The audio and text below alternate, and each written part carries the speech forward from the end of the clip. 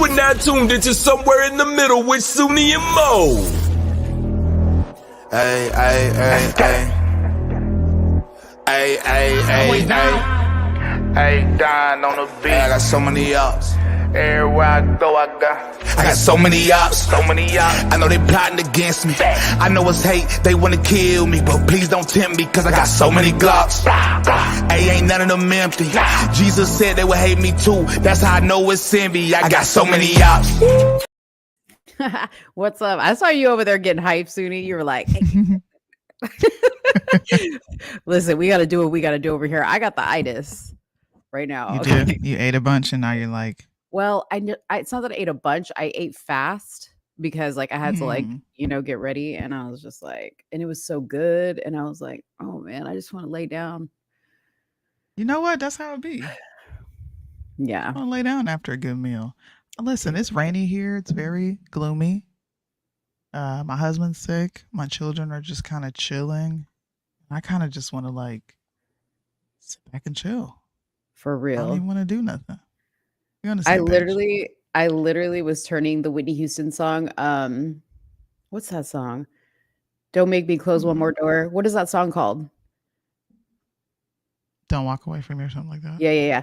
I literally was like I have singing that. nothing. I have nothing. I was literally singing that, but changing the words to like about taking a nap. Like do you ever do that? Do you ever like take a song and just like change the Yep. words to, like whatever I applies did to that the other moment? day. I did, yeah. Dude, Dave was like, what the hell is going on in here? Like I was just like, I was like delirious. I was like, dude. And then I go to my coffee machine and there's literally like a cup of coffee already brewed for me. And I was like, Dave, did you brew me a cup of coffee? He's like, no. I'm like, dang, dude, that's God right there. God brewed me up a cup of Joe. Joe. What's up, up, y'all? everybody? How you doing? Welcome to Somewhere in the Middle. Welcome. Why are you guys not hitting that like button? We can see that you're not hitting it. Hit the damn button. Hit the damn button All right right. now, or we refuse to talk. I'm going to do like Kevin Samuels did. You know what Kevin Samuels used to do? What? He would do this. Until my like and viewer ratio looks the same, he would do this. He would stop the whole show until a bunch of likes. I remember that. Yeah, we're gonna do the same. So I still don't see any likes. I don't understand what the problem is. So we're just not gonna tell you guys what we're gonna talk about. We're not gonna start the show until we start seeing likes. What can we talk better about? start hitting the like button. You better start hitting the like button. Y'all come in here and harass us about not being on time or being a minute late, and we don't come into any likes. Zilch, nada. Yeah. And no comments. What's going on in the comment section? There they are. All right. There they go. Never mind. I'm upset. Thank you, Marlandon, for my son. My son is a welder. He's officially a welder. He graduated today. So proud of him. I worked hard, you guys. I worked hard pushing that kid out. He was 10 pounds.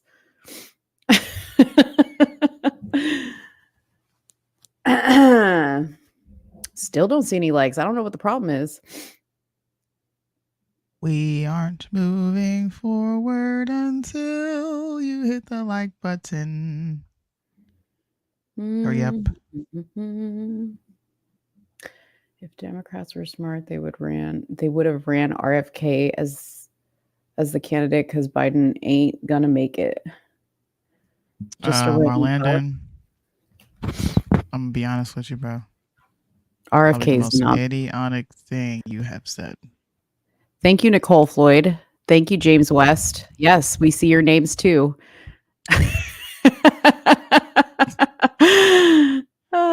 Thank you, Carly. Oh, you know what it is? I think we probably only see How are you seeing all these comments? Facebook. I don't see any comments.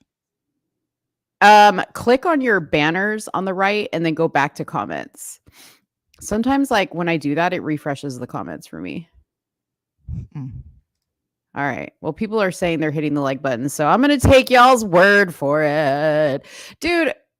What's going on with? Can we just talk about Loza for a second? I know this wasn't on the agenda. I have to. I'm frozen. I have to come back. I don't know what's Okay. going on.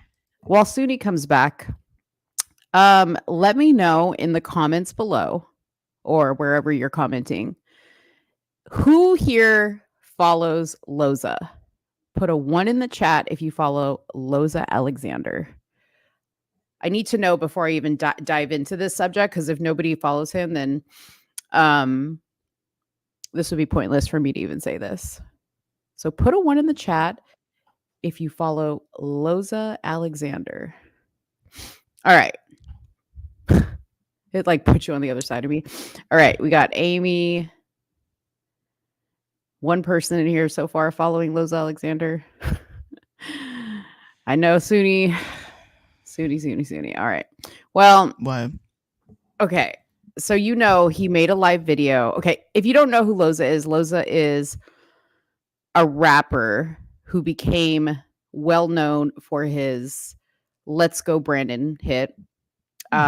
Right after they had that like NASCAR debacle where they thought the crowd was chanting F Joe Biden. So Loza made a song about it. It was a great song. Everybody loves it. Well, Loza, we've had him on the show. He's a friend of the show's, and Loza got diagnosed with CML, which is a type of blood cancer, right? So he's been dealing with that for a long time. He's like at negative stage 1. He's not even at a stage yet.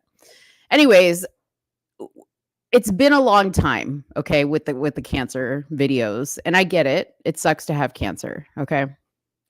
But I know people that have really bad cancer, okay? And I really feel for them because they're down all the time. Loza is like up and down. It's like watching a fucking seesaw, up and down and up and down. And I'm happy now and I'm sad now. Donate now. I don't want to ask. I'm coming out with a new song, coming out with a new video. Okay, now he is about to have, or he got told that he's gonna be needing a, what is it called?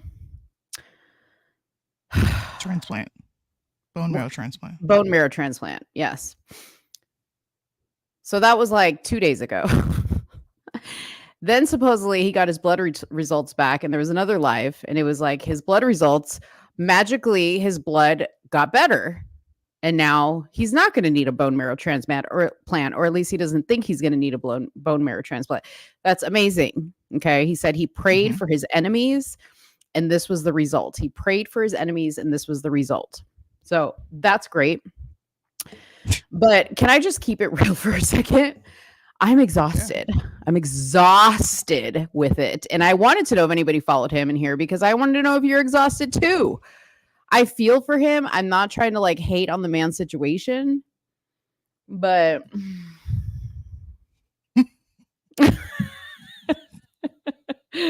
I know Soonie's in a rock and a hard place. You know, I used to be the nice one out of the two of us, and I'd be like, "Oh, be nice to Loza," and Soonie'd be like, "Man, fuck him." Like she'd be like, "I ain't even answering his phone calls. I ain't answering his messages," and I was the one in there answering the messages, and then I got fucking tired of it, and yeah, I'm worn out. You know what?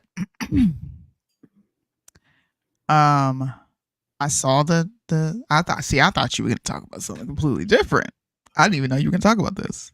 I thought you were going to bring up the No Diddy song and how he's bragging about that being a hit.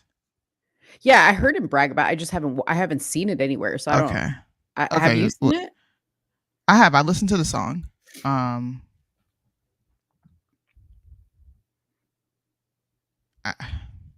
It's nothing to write home about.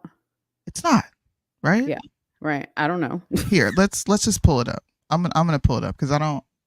And let me preface this by saying this. Okay, Soonie and I have had endless conversations with Loza that he needs to stop making music on headlines and political stuff, and he needs to really write what he wants to write and produce what he wants to produce in his heart, like regardless of what anybody says about secular music and this, that, and the other. Loza, at the end of the day, as much of a pain in the ass he is a very talented music producer. Like, I think so. I think he is. I think he has a lot of talent, but he whines so much that you Yeah. can't get past it to just listen to the music. Like, I want to listen to the music, but I'm like, deep down, I know that's not what he really wants to do. He's only doing it because he needs to make money or he needs people to watch his stuff. And the only time he gets a lot of views and a lot of attention and the donations is when he talks about the cancer. So that's why he keeps talking about the cancer. So I can't see any comments, so forgive me okay, if I'll I'm put behind. them up.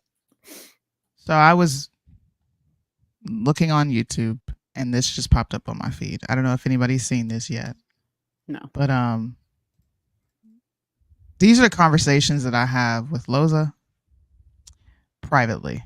We have conversations about how there's a different angle you can take to these things. There is a different way to approach these things. He wants to be able to get online and freely express himself, right? And sure, people want to do that. But when you are a brand and when you are a name, you don't have the luxury of just getting on the internet and being willy-nilly, or else you lose your following. Mhm. These people aren't robots. They're not here for our satisfaction. They're here because they enjoy the content we create. Like, altogether, we have 18 people sitting here watching us. If I were to get online every day, let me not say every day, but if I were to get online and write these disgusting things about you and how you're not real fans, you probably would not want to come watch my show, right? Mhm. So I tried to get that through his head, and I came across this post. I didn't even think we were going to talk about this today. It's crazy. Like, me and Mo haven't talked at all this morning. I've been busy No. over here. I kind of just hopped on like 10 minutes before the show and we're like, all right, let's go. Mhm. So shout out to the new, just listen to this. Shout out to the new Loza Train fam coming from TikTok. They tried to judge me for doing what I want to do, and I ended up coming out on top. 27K on an audio with no music video, but people in the comments complaining mad because I'm having fun. Christians always got something to say, always judgmental. Cool it. I'm a growing Christian myself, but I won't call myself a perfect Christian because that's not realistic. If you don't know what side I'm on by now, something is wrong, but I'm happy and I won't let anyone control me. I'm going to do what I want. I just proved that I can't be boxed in, and I'll continue to be happy, and I'm smiling now. So Lowe's is live now, but I'm sure someone has gone to his live and said, hey, Soonie and Mo are live right now talking about you. So if he's here, this will be nothing differently than I've already stated to him. Yeah. The song is doing what it's doing because you're talking about Diddy. And that's a huge trending topic. It's a huge trending topic, right? Mm-hmm. Attacking Christians while yourself claiming to be Christians, claiming to be Christian, is a losing strategy. Christians are going to hold you to the standard of what it means to be a Christian. So if you are making this type of music while saying you're a Christian, you should expect that type of criticism. But what you're doing here is saying, haha, Christians, you thought your judgment was going to do something to me, but look, I made a worldly song with Drake's voice on it, talking about a trending topic, and now I'm going to brag about the 27K. Are they there for your talent, Loza? Or are they there because you wrote a song about a trending topic? I'm not trying to like burst his bubble. Mm-hmm. But it gets to a point where when I'm saying something about you live on a show, you know it's bad. Mm-hmm. I don't talk about Loza publicly. I don't talk about our conversation. I don't talk about him at all. When he We does never his do. stuff, we'll say anything. Right. But this is getting to a point Yeah. of, I don't even know where to place you now.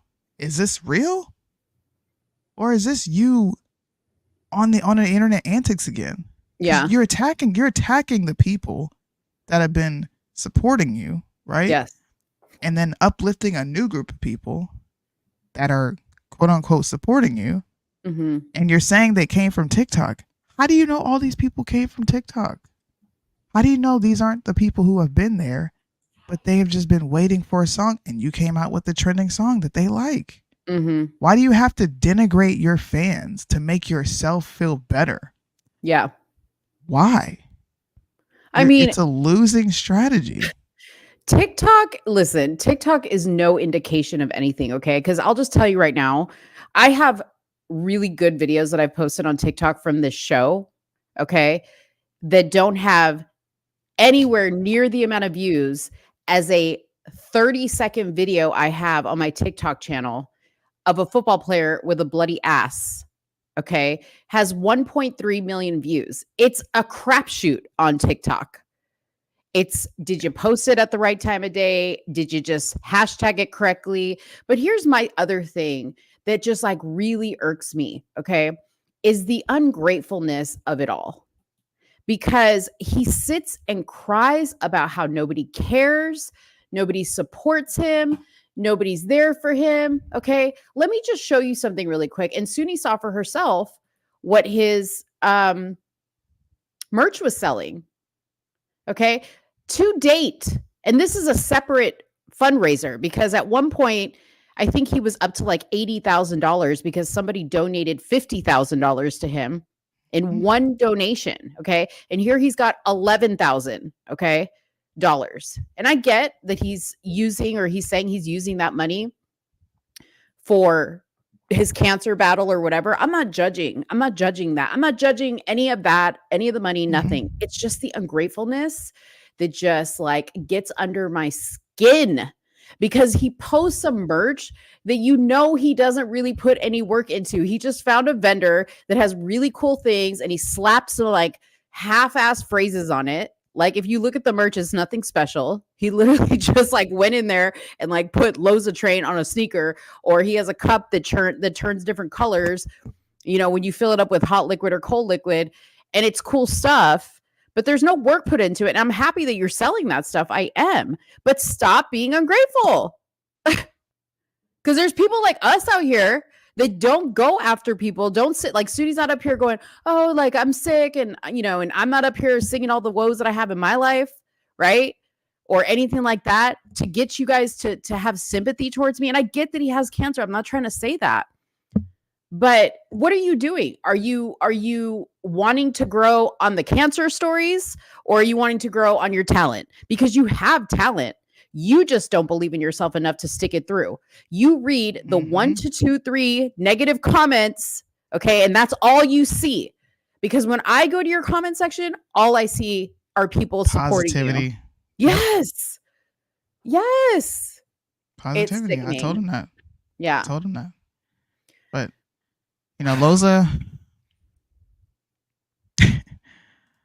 Loza asked me for an interview, and I told him I need something to talk about in order to give you an interview.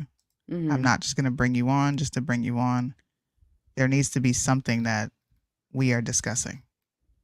So I think this is an opportunity, once again, for him to come speak, because you don't look like a man who's happy to be beating and surviving through blood cancer. You look like someone who is I've told him this himself. You sound like an entitled brat. I wish I could raise 11,000. Do you know how big this show would be? Mm-hmm. You know how big this show would be if we can get 11K? You know how big this show would be if I drop merch and automatically off rip I got 50 sales? And I've had these conversations with him personally, but you're experiencing literal support, bro, on a crazy level that I wish I could experience support. And look, I'm not jealous of him. My moment will come. Whenever we get there is when we get there. It's a slow burn. It's a slow grind. And nothing worth having comes easy. That's how I look at it. So if I have to work at this for another 5 years, I'm totally okay with that. I swear to God I am. Like, I'm not going to trip out and be like, man, you fans suck. Yeah. don't care about me. Y'all don't want to do this. Y'all don't want to do that. You can't attack the people that are following you, bro. Like, you just can't do that. So honestly, if he really wants an interview, this is the interview right here. Why are you so ungrateful? Yeah. And we're not hating. Okay. We're not hating. No. I am the most nicest person. But dude, when you have gotten me to a point where I'm like fed up, I'm fed up because I can't be sucked into the negativity that you just like spew out. And Loza, I have so many messages that I have sent you saying such nice things and have gotten no response from you. Okay. When we were trying to get you to just share the interview that you did on our show, you wouldn't even do that. You have yet to do that. And you want to come on again. You never share anything we do. So like it's reciprocal. Like, why would you want support? You have to show support. Because at some point you're going to even wear down those TikTok fans that are coming, to support you. They're going to do the same thing everybody else does, which is like, dang, dude, every time we come here, it's something. So he's live right now with 67 people watching. Mm-hmm. Yeah. And he just got a donation of $50. Like, come on, bro. Yeah. Come on, bro. It's crazy. It's crazy. I'm like, what? Well, And I don't know. The offer's there. Okay. The viewers do what you do, right? The viewers create connections half the time for us. Yeah. Because they'll go in the comment section and be like, hey, Soonie and Mo talked about you. I have his number, right? He's live, so I'm not gonna, matter of fact, I'm gonna message him and be like, look, you have an interview. Come over you right got now. an interview, but it's not the interview you think you're gonna have. So I'm gonna message him now, but what are some of our topics we're gonna be getting into? Sorry. Okay, so we are obviously, because it's a trending topic, we're gonna talk about because we over here on the struggle bus. Okay, we will go we will go ahead and talk about Diddy. Okay, there is more. You guys saw our thumbnail. The theme was exposure. Okay. We got Diddy getting exposed. His sons are getting exposed for some stuff. I have some theories now at this point that I've seen Diddy out on a bike just cruising around Miami looking carefree as a mug. Okay. I'm like, this man working for the feds. He's like, I'm almost about to stuff him in the Jeffrey Epstein. I think you are working for the feds file. And there's a couple of reasons for that, but we'll talk about it when we get there. Then we're going to talk about Ben Shapiro. He got exposed. What was the podcast that the guy was on? Who was it that exposed him? Oh, I forgot his name. I forgot his name. Okay. Dang. I don't remember his name. We'll show the clip of it. But so he got exposed. Like, this guy pretty much called him out. And then there has been some very spicy back and forth tweets or X's or whatever you want to call them. What the fuck? Judy says Loza's now cancer free. See what I'm talking about? It don't happen like that.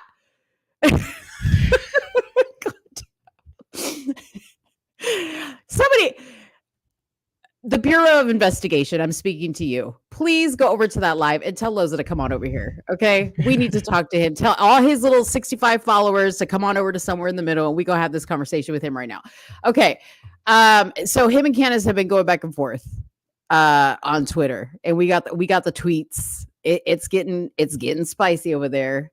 Soonie's getting impatient, okay, because she needs Candace to expose, because she said, when I start talking, because Candace said, when I start talking about the things that I've had to go through, and Soonie texts me, she's like, come on now with it, come on right now, like, what's taking so damn long? I'm like, Soonie, she probably got to consult with the lawyers, like, she can't just come out and just because man, like, listen, it's real ones over here who been saying what you saying and what you about to come out and say, and I need you to hurry the process up so that I can capitalize, because that's what's going to happen off of the fact that you are repeating and regurgitating what I have already said to people, and they think you're crazy when you call it out. So hurry up. Yeah, you milking this process, this stupid ass hiatus. Listen, woman, you on Twitter. You could have been did a video. You sitting up here wasting everybody's time. Hurry up. I was mad. I said, you milking this. You need to hurry up.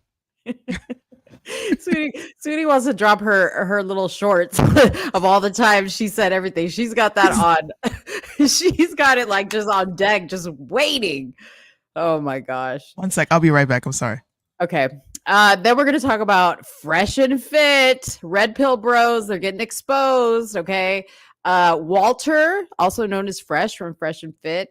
There's some stuff coming out from a young woman regarding an abortion he wanted her to have. So we're going to talk about that. Then I don't know if you guys have heard, but the bird flu is the new COVID.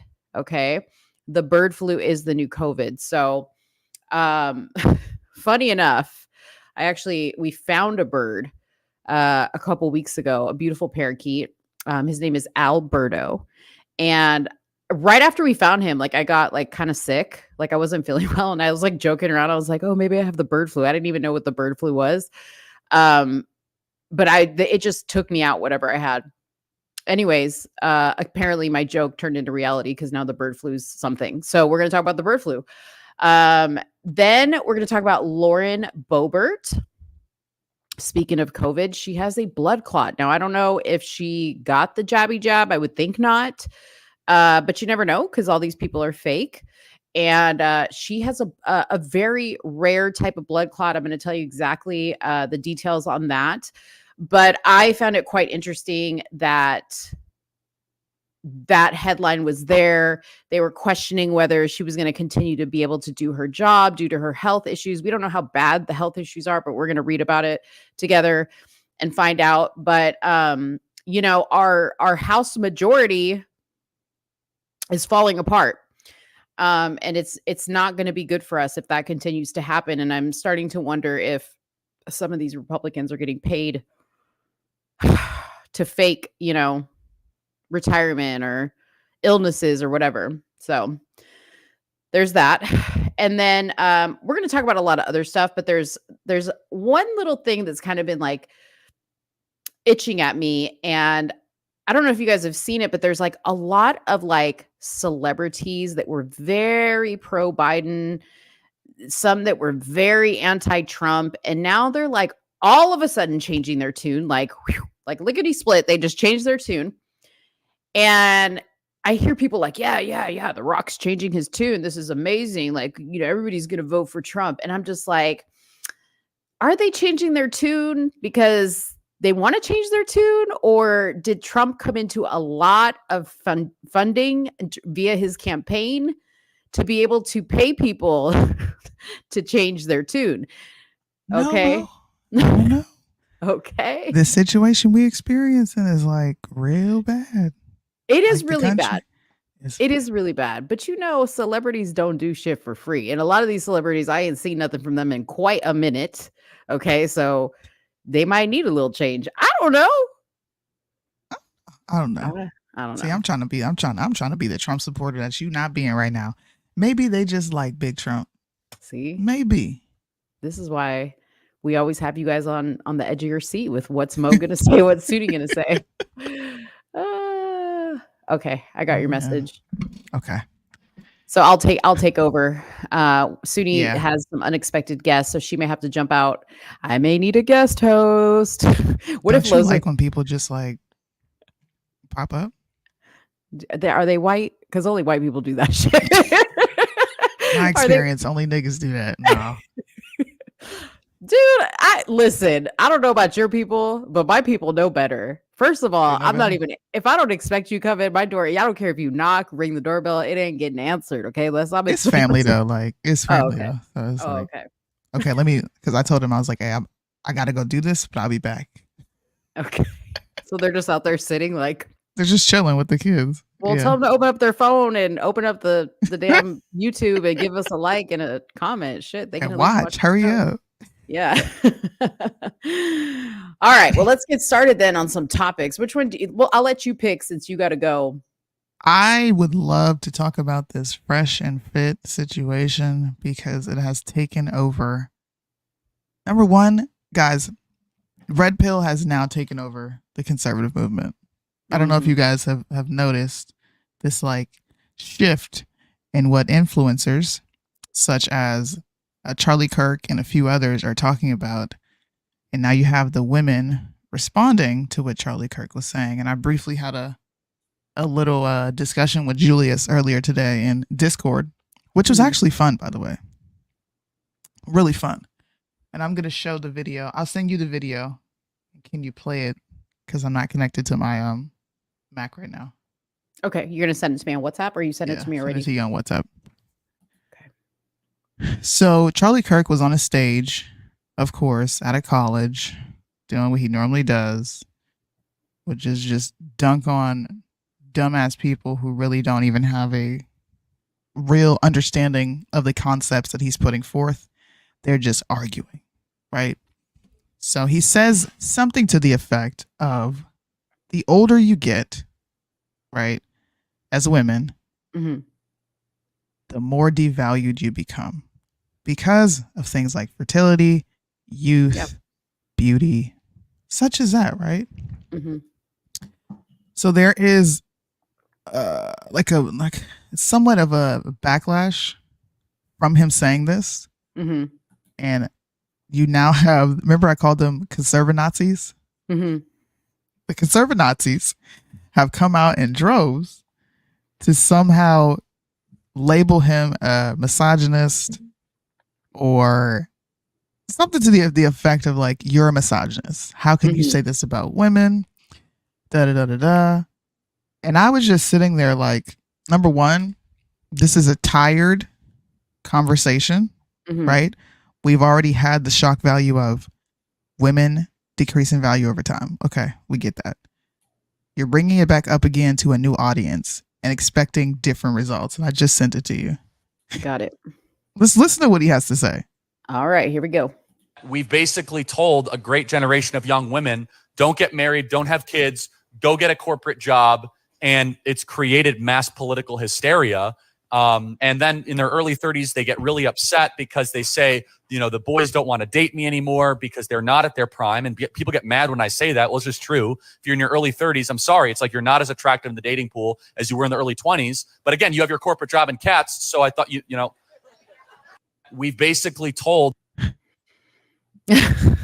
Do we need a white reincarnated Kevin Samuels? Do we not have enough of these podcasts all around the internet?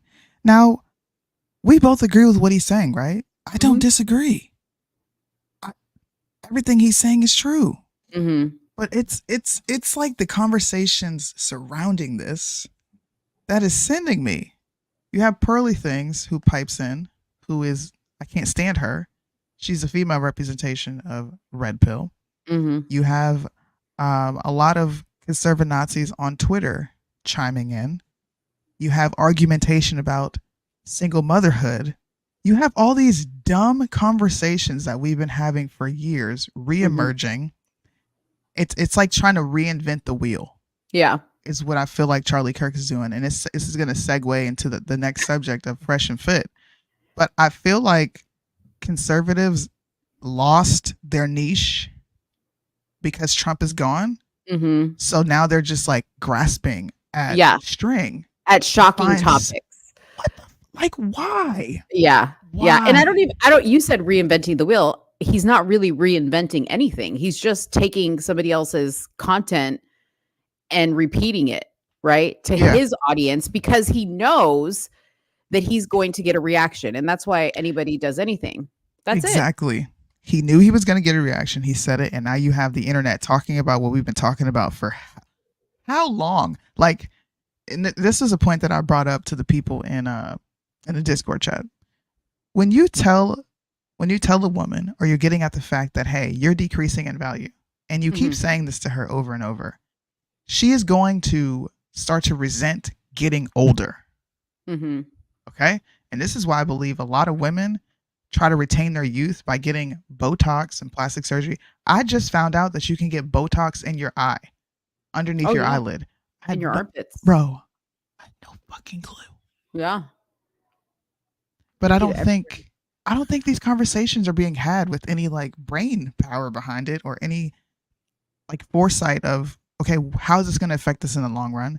Is this going to be beneficial?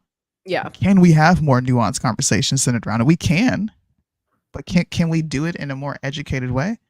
Yeah. Because all you're doing is saying, you're saying what Kevin Samuel said, you're saying what Fresh and Fit said, you're saying what so many red pill motherfuckers are saying, and then you know who Yeah. you're gonna bring on? You know who you're going to entice to come over to the side even more? People like Lopez. And we don't need any more Lopez. We don't. You know, I'll say this. Maybe this will be my version of actually reinventing the wheel or the Okay. conversation, because I don't think he said anything profound. And Okay. this may be me kind of changing my tune a little bit on it, because Mhm. you know, there was a time that I don't know if I was just annoyed with these like younger generation women who are like, I can do it all, like that type of attitude. But ladies, hear me out. I think it's less about you being able to support yourself, right? Like a man finds you, you're able to support yourself, whatever age you are, you have your own stuff, you don't need the man technically, right? And I think it's more about your attitude. Okay. Because I had an education, I worked in a corporate job, you know, 8 to 5 every day. I was the mom, but I didn't have this like shitty attitude of I don't need a man, right? Or the people that are like, obey. I'm not going to obey. I submit. I'm not going to submit. Mhm. Bitch, you said it in your marriage vows. What are you talking about? Like, what?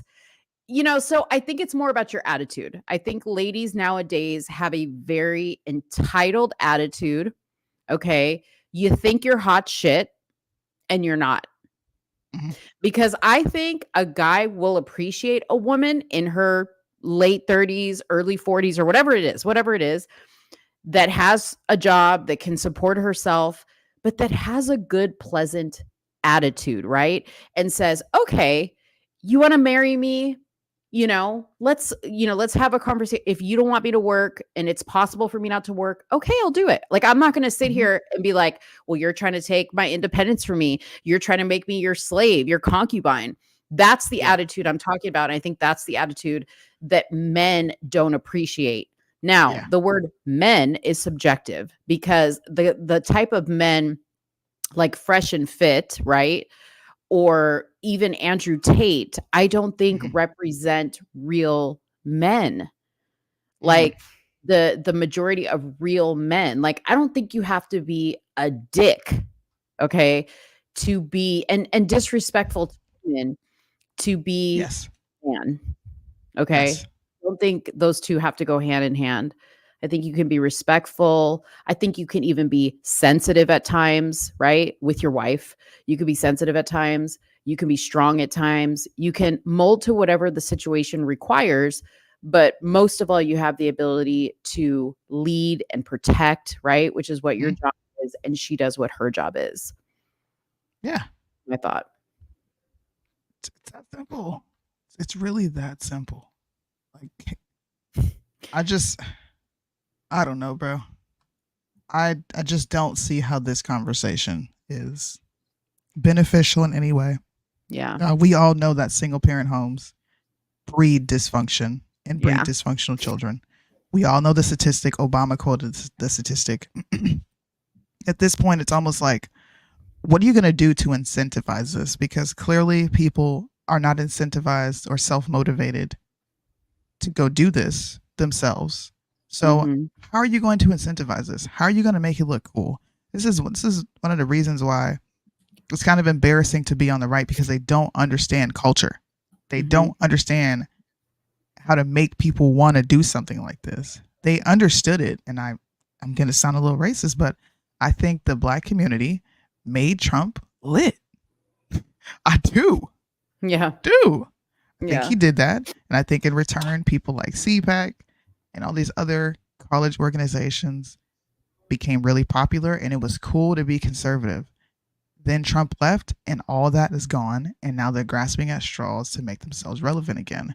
Mhm. How do you really encourage and promote this type of lifestyle that you're saying is beneficial to the person who you are deeming degenerate or immoral, and getting them to change their mind?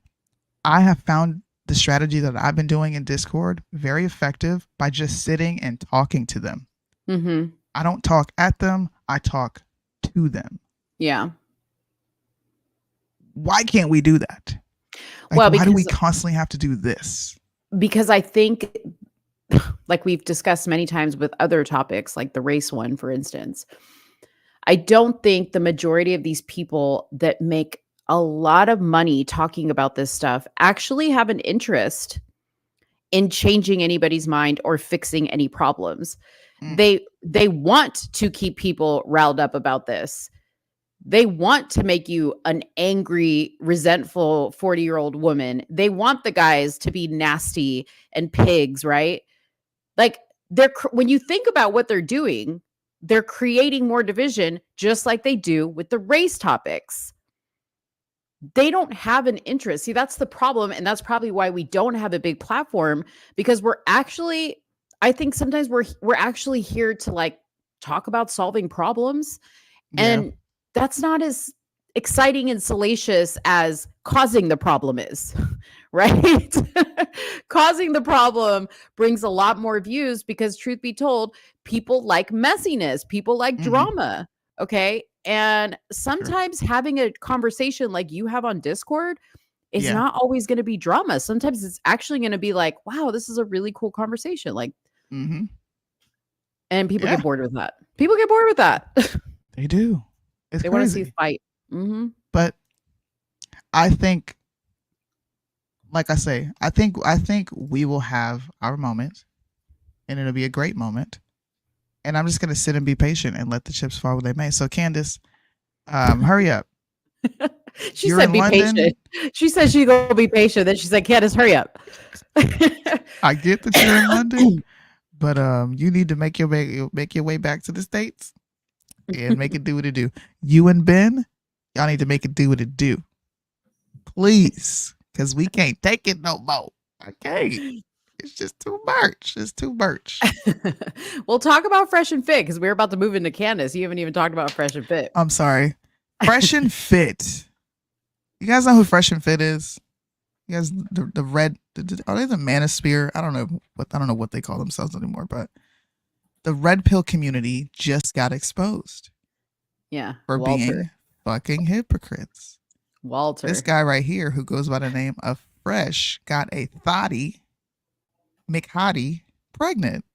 Yep. And he is asking for her to get an abortion. And this comes after telling men of the importance of fathers. Mm-hmm. I'm going to show you the text messages between them both of where he is completely abandoning, and yes, I mean abandoning, all the things that he used to stand for. And what's interesting is you have people like Pearl. Hold on, let me pull this up. You have people like Pearly Things coming to his defense, which is why I think this is a losing strategy for conservatives, because once again, you're behind the times. Okay? So this is a tweet in response to people who are criticizing Fresh, which was a guy we just showed you who runs a podcast called Fresh and Fit. She is calling women feminist because they have been given the freedom to do whatever they want and don't want the responsibility that comes with that. You also don't ask any questions, and she's responding to I think her name is Liz Wheeler. Mm-hmm. Oh, She Liz says, Wheeler. Uh-huh. yeah, this is the question that she's asking. Why is she airing this out publicly? Which is the woman who is come up pregnant by Fresh. Why is she airing this out publicly? Is he even the dad? Is she even pregnant? According to Pearly Things, it's defend women at all costs. So, translation, if you want to be objective and you want to say, hey, you're a man and you decided to let your seed into this woman, so you hold some responsibility as well. Mm-hmm. And we have every right to talk about this publicly, given you castigate women publicly 24/7 and you put their dirty laundry on blast to make a point. All of a sudden, we're feminists. Now, I'm not really too familiar with Liz Wheeler. I'm just saying someone like me would have the same response of, you're a hypocrite. How do you tell men that they need to be fathers and talk about the importance of a father figure and then abandon it because you don't want the kid? These are the same people who complain about women having the ability to abort their kids, polluted wombs, graveyard wounds, and now you're in a situation where you weren't a man, okay? You weren't holding yourself to the same standard that you hold other people to, and you got caught up, and here we are. Can you guys see the text messages? We can see the screen, but it's hot for me, at least. My old eyes. I can't read it, but you can read it out loud, girl. Okay, so this is the woman. Her name is Daisy Chen. She's Chinese. Let me shut up. I'm not gonna be xenophobic today. You gonna be racist like me against Asian people? No, I'm not. And I noticed Jerron hasn't been back since we went super racial. No, actually, I'm sorry. I forgot to tell you. He messaged me. So his wife's baby shower is in Vegas.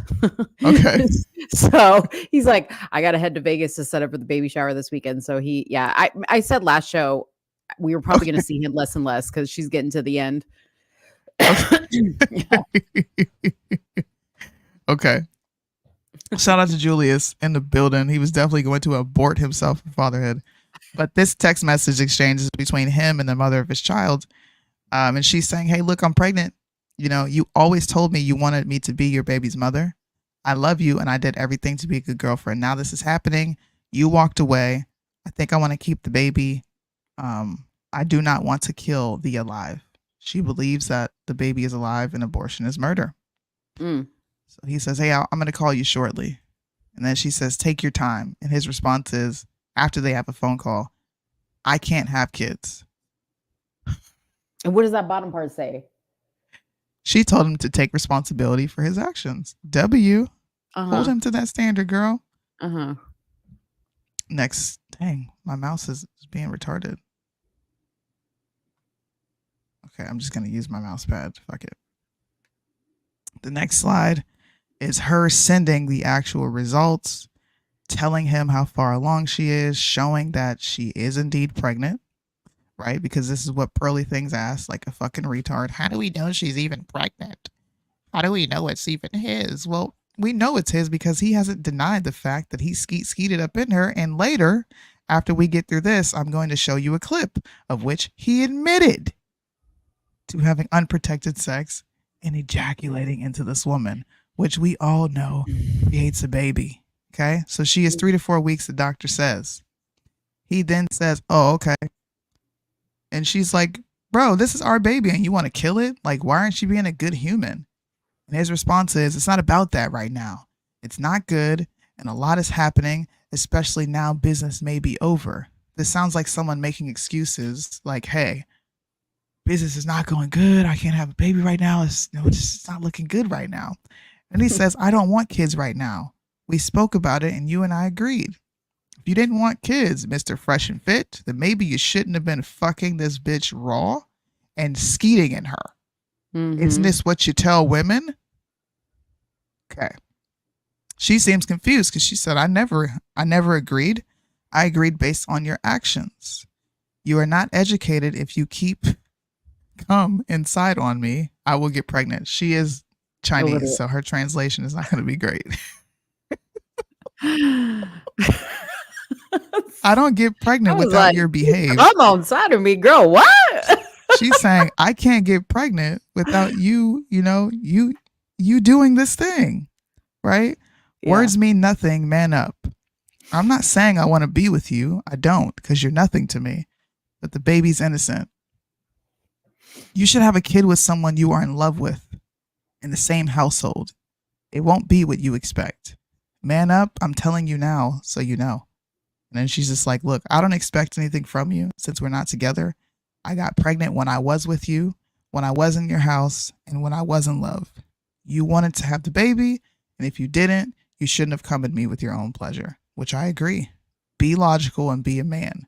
I can't get pregnant by myself. And he just says, they be talking a lot through WhatsApp. Where's the text messages that say he wanted to have a baby with her? How come they never showed that side of it? They always show like the aftermath. I want to see all the lovey-dovey text. Maybe it was like a verbal exchange, which we all know happens, right? Maybe this was pillow talking. They had a moment where they was pillow talking, and he was probably saying all the right things. Mhm. Listen, men do this. We men, stop pretending like y'all don't be telling women what they want to hear. Talking about, do you want to have my baby? We know men say that. I don't know Yeah. why they say it, but men say that. Yeah. And maybe it feels like it gives them a sense of ownership over the woman, like I'm about to impregnate you, so you're mine forever. But let's not pretend like men don't say these things. But men say a lot of stuff when they trying to get in your pants. Exactly. So she asked him, like, if you don't want kids, then why did you come inside of me? And he says, also things happen, and yes, feelings change, but bringing a kid into this world without parents' love is cruel. And then listen to this. We both thought you wouldn't get pregnant. This is a man who is giving millions of other men advice on how to be men. And you say, well, we thought you wouldn't get pregnant. Why wouldn't you take the proper precautions to make sure you did not get this girl pregnant at all? Yeah, because the only 100% way is to not have sex. Not have sex? Yeah. Are there more text messages? I'm like, I There live for this. are. Oh my God. Okay, first of all, let me just say this. Number one, they've said the word come way too many times for my liking.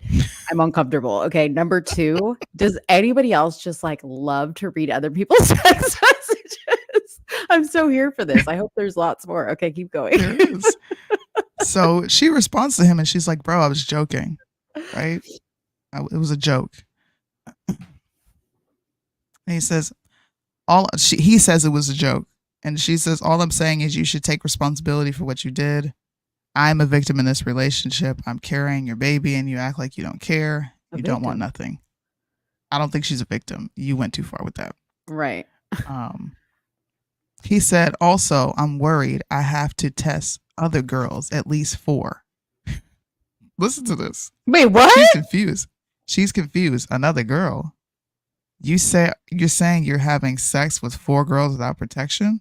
I hope you have all the money for your child support and you finally admitted you were fucking trash, because apparently he's not keeping it a stack with her, which is once again something that he tells men to do on his show, which is keep it a stack. If she knew, why would she be acting like this?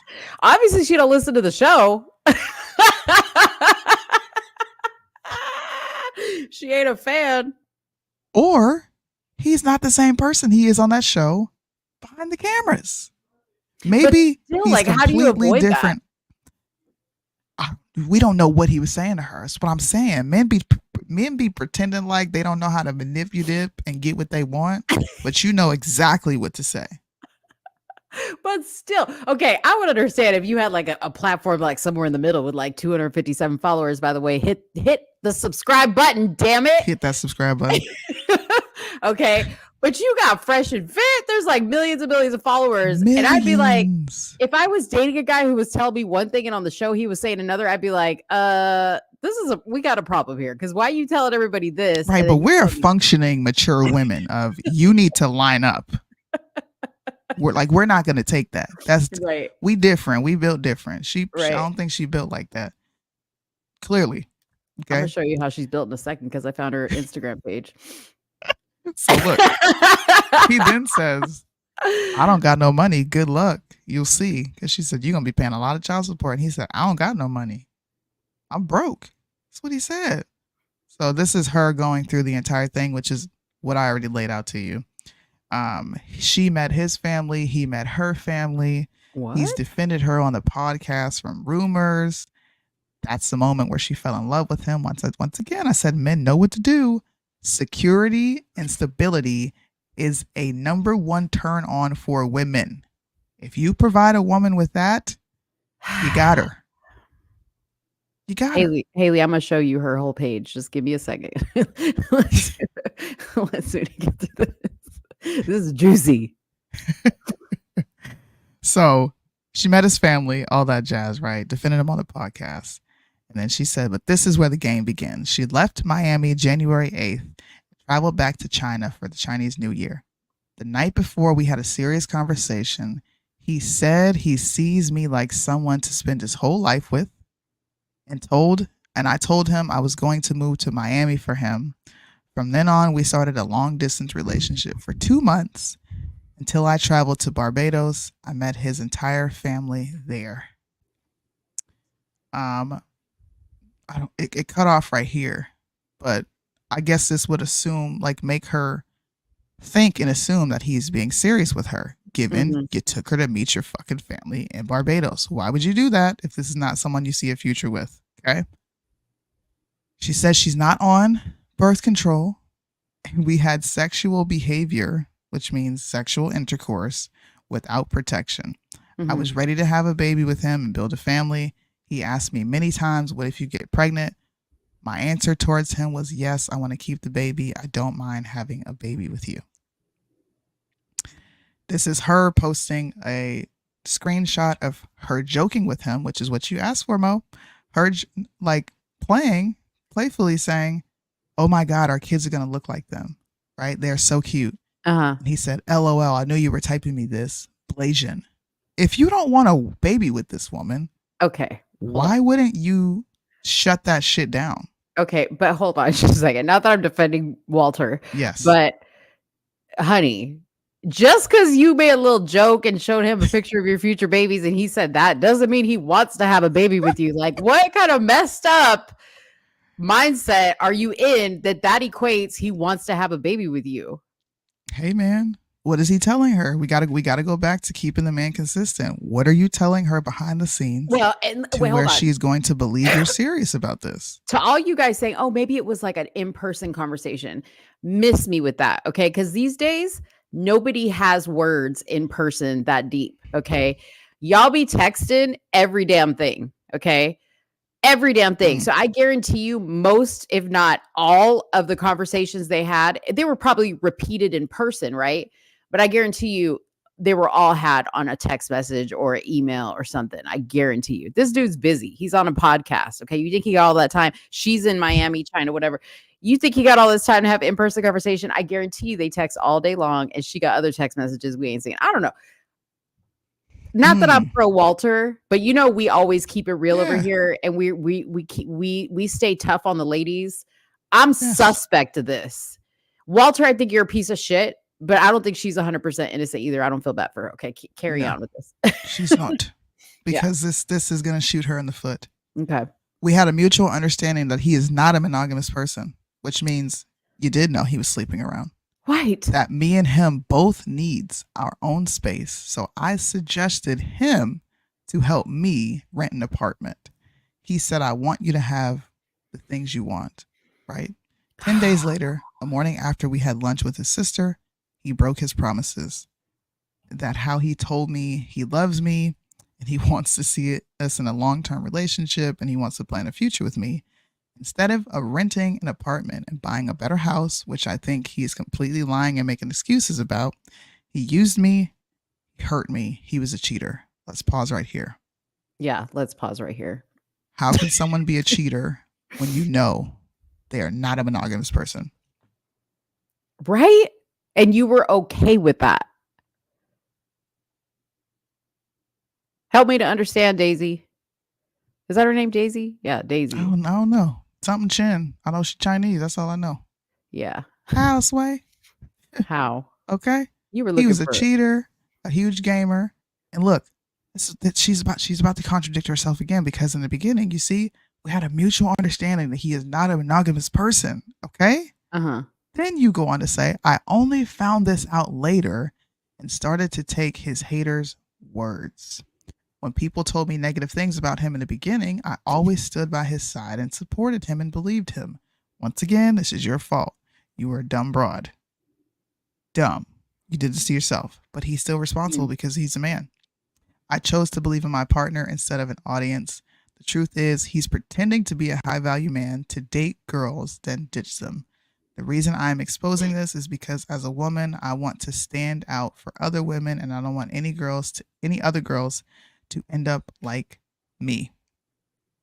Once again, she's just going through, these are the text messages that I told, but this is her telling the story leading up to the text messages. He asked her to move out. A few days he asked me to move out. He stopped coming home. He disappeared for 3 nights without explanation. I called him. He never answered.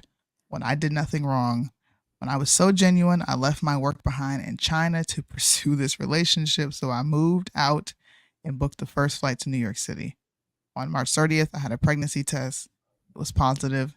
Here's what happened. Hence all the text messages that we went through, right? What work was she doing in China?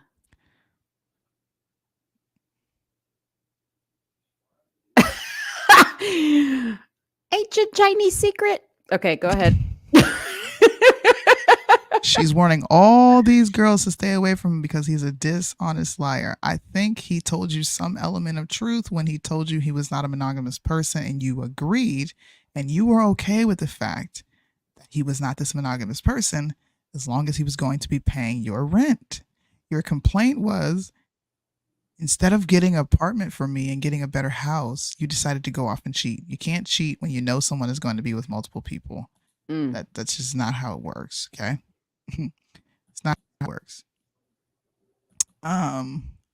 So yeah, this is just her once again continuing the conversation. This is picking up where she said, you are trash. You're going to have all these kids and you're going to have a bunch of child support to pay, because he said now he's got to test at least 4 more women, which is nasty because you are giving your seed away to 4 thoughts while complaining about whores raping men, graping men, Right. in the paternity sector of our justice system. Yes. And then Custody you're telling men to be battles. high value and you sit right here, you ain't got no money. And What then the you hell? you straight up acting like community dick and just leaving it in. Community dick. Good Lord. So he said, I don't got no money. Good luck. And she said, no one cares about your money. Good, he says. And he says, also, I know you don't want to raise a kid by yourself. You need a man that's going to be there with you when we aren't even together. Forget the money part. She says, I want to keep the baby. I'll raise it by myself, but you'll have to take responsibility. I don't need a man, especially a man like you. This right here, guys. You sure This let him should put it in you, signal though. that he is not the man that he claims to be. You are not the man that you claim to be, Mr. Fresh. There's no way you can be that. Close the door, please. I'm live. Close the door, please. I'm live. Sorry, my son just doesn't care about what I'm doing. Nobody does, apparently. You need a man that's going to be there for you. You know, we aren't even together. She wants to keep the baby. She don't need no man. Didn't you know she was like that when you got with her? Why would you get with a woman that has that mentality that you complain about on your show? A woman that says, I don't need no man. I could get it by myself. These text messages throw both of y'all dumbasses under the bus because you both look stupid. You look like you have no situational awareness, no foresight, and you look like a total fraud. How did this happen to Mr. Walter from Fresh and Fit? Houseway. So then he asked her, I don't know how your show's going to do after this. Why would you want a kid with someone like me? It makes no sense, but okay. Once again, deflecting responsibility. Why would you skeet in her? This is like we playing outside, Mo. And I decide, man, I'm about to throw this ball at the glass window. Maybe it'll break, maybe it won't. I don't care, but I'm just gonna throw it. Right? Right. And I go, right? And everything shatters. Am I responsible for the fact that I just broke a fucking window because I threw the ball knowing that there was a potential that the glass could break? Yes. Okay. So you threw the ball, sir, knowing that there was potential that the glass could break. And then you say, why would you want a kid with someone like me? This is like me saying to Mo's like, Soonie, you just broke the fucking glass. And I say, well, why would you play catch with someone like me? That's a good question. I can't catch. That's your bad. That's your bad, Soonie. Look, you sound like Fresh and Fit. That's your bad. Like, why would you play catch with somebody like me? Why did you assume that I was going to catch the ball? Because you said you wanted to play catch. Yeah, but that was dumb of you to assume that I would like follow through. Yeah. I got all the Makes text no messages sense. where we talked about playing catch.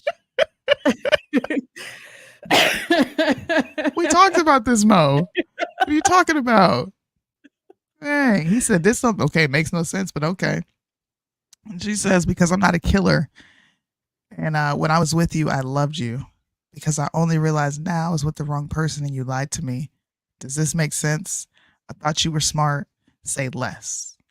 He says, I didn't lie to you. It's not about being a killer. It's about doing what's best for us and also a child. I don't think killing a child is in its best interest, Mr. Walter. No. You don't think? It's not what's you want what's best for you.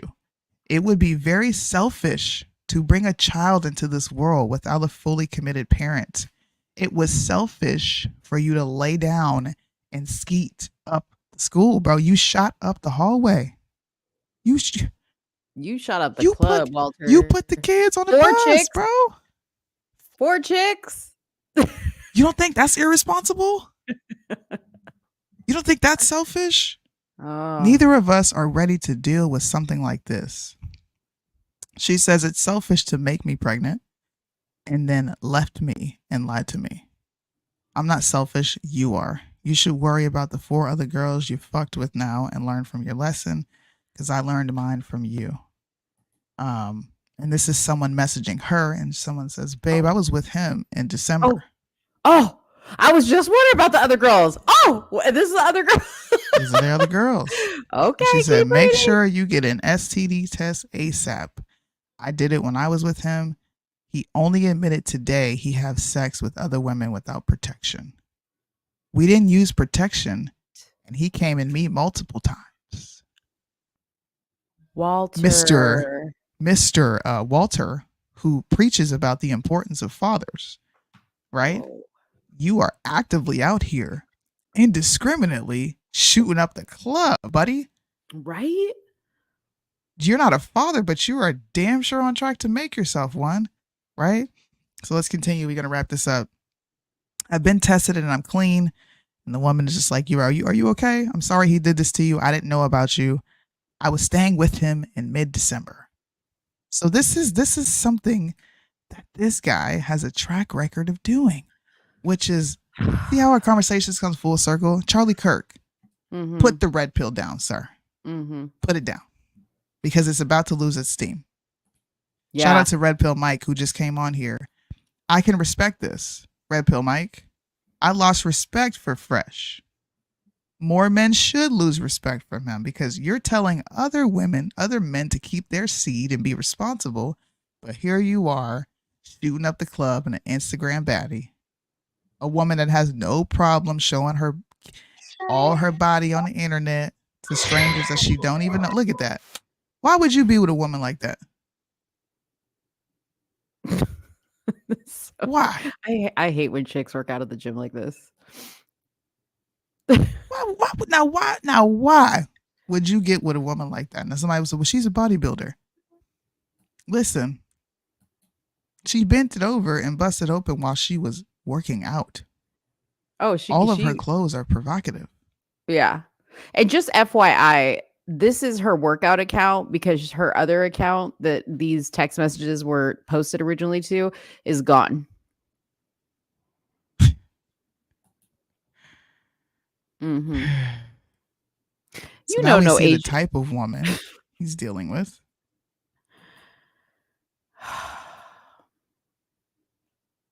Yeah, you keep talking. Having sex with a big strong. That bitch is strong. Yeah. How, sir? Manly. Now I'm starting to question you in all types of ways, Walter. What happened? We don't know. Sorry, this page isn't available. Ooh. What?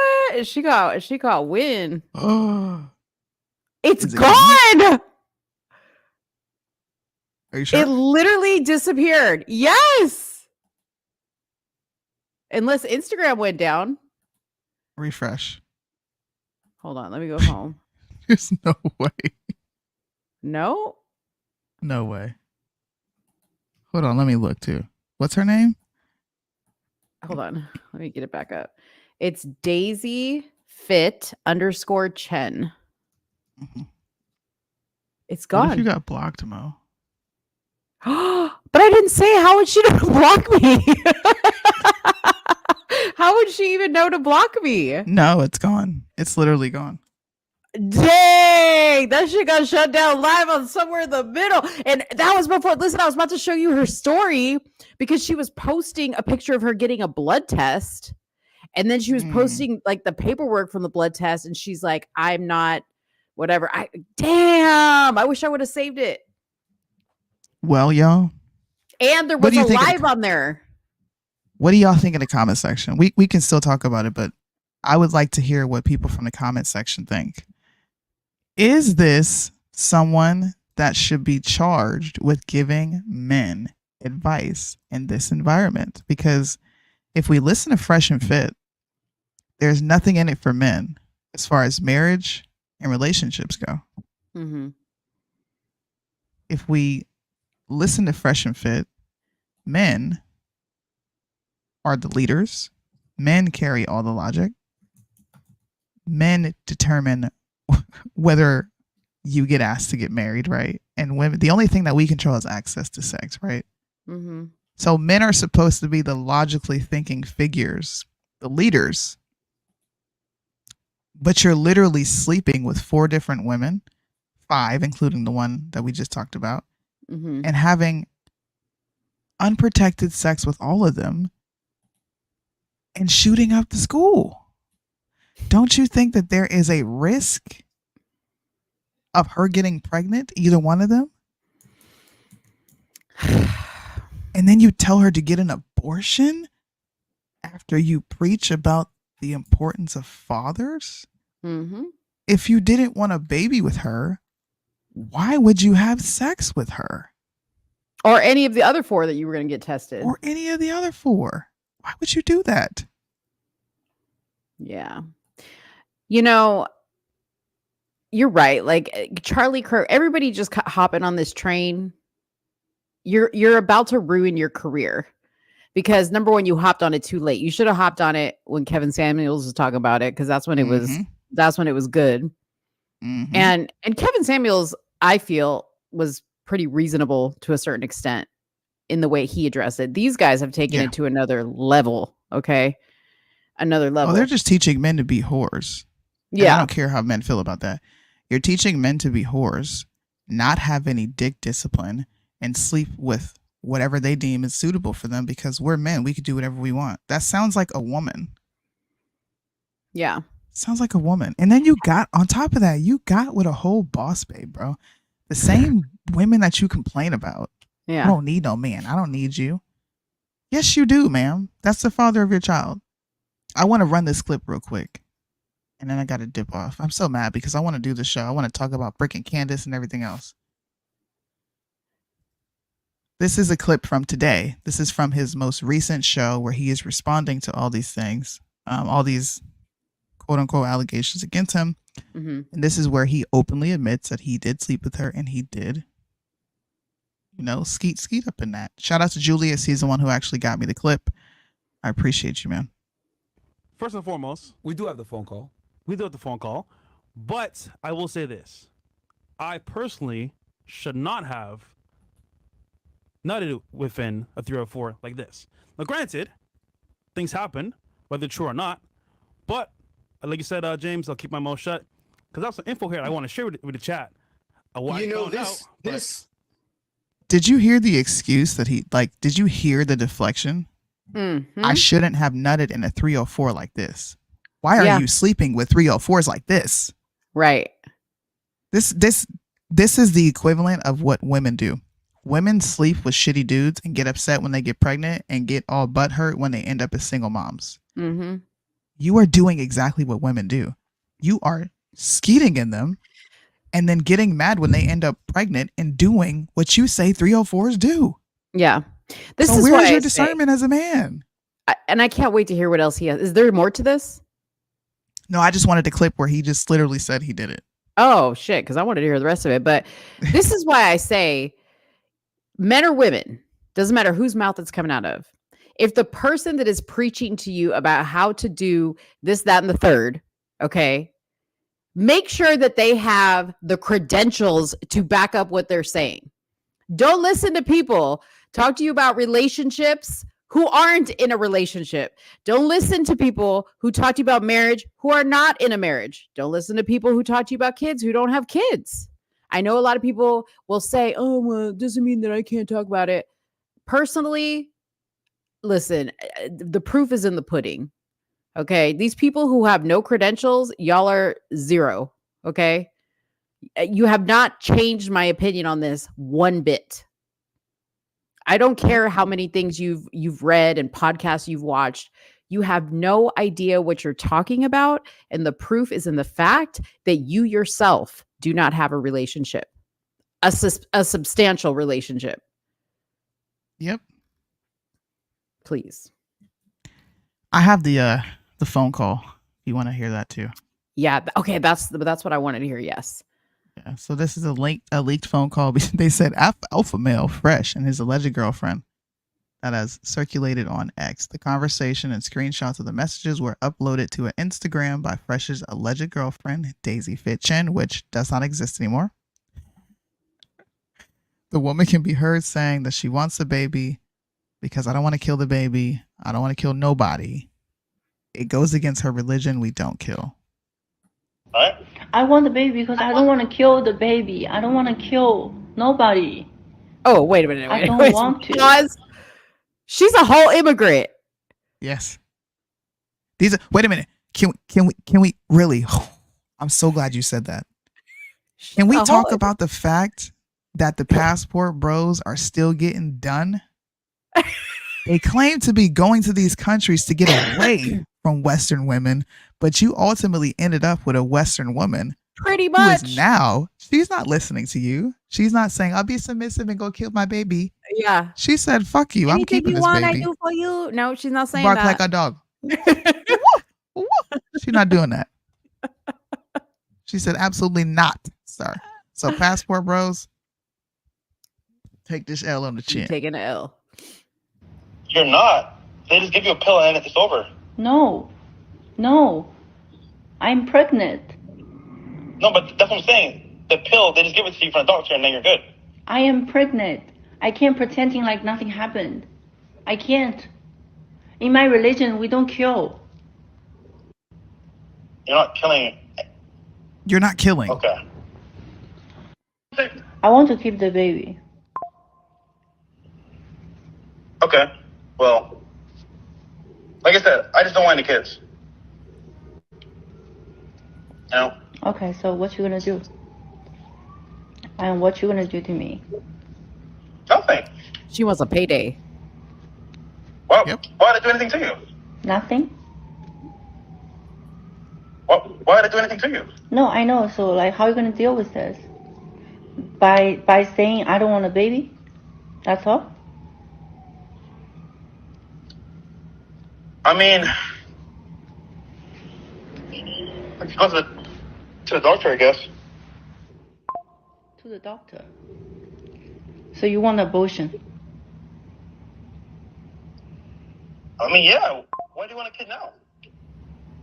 And why do you make me pregnant now? That's I'm like, there's no way that's true. But then it's like, oh, wow. Like. So just think about it. It's meant to be. God wants you to have the baby. I'm sorry. Bro, listen, I'm on a Reddit thread right now, and it literally just Daisy Fit Chen just removed her Instagram. Like, what the fuck? It happened live on her show. You saw it here first, bro. You saw it here first. You have to make that a clip right away, bruh. She just said, God wants you to have this baby. Bitch, did you just... No, you did not bring my Lord into this and say he wanted this. First of all, y'all were having premarital sex, which is a sin. Second of all, this ain't your husband. Third of all, you a whole thought box out here. Don't be bringing God into this mix. God ain't have nothing to do with what unholy madness was going on behind them closed door between the sheets. Lynn, lying. Her TikTok, I just checked, is down to something's up. Something is up, okay? First of all, let me say this. I know I said a couple of shows ago that Asian people are typically believable because they look like cartoon characters and sound very believable. But just hearing her voice, she sounds very conniving. She said, God did it. She was like, no, she was like, what you gonna do? Like, what you gonna do? Like that was code for, well, how much are you gonna pay me to not have this baby? She is looking for a payday. That's true.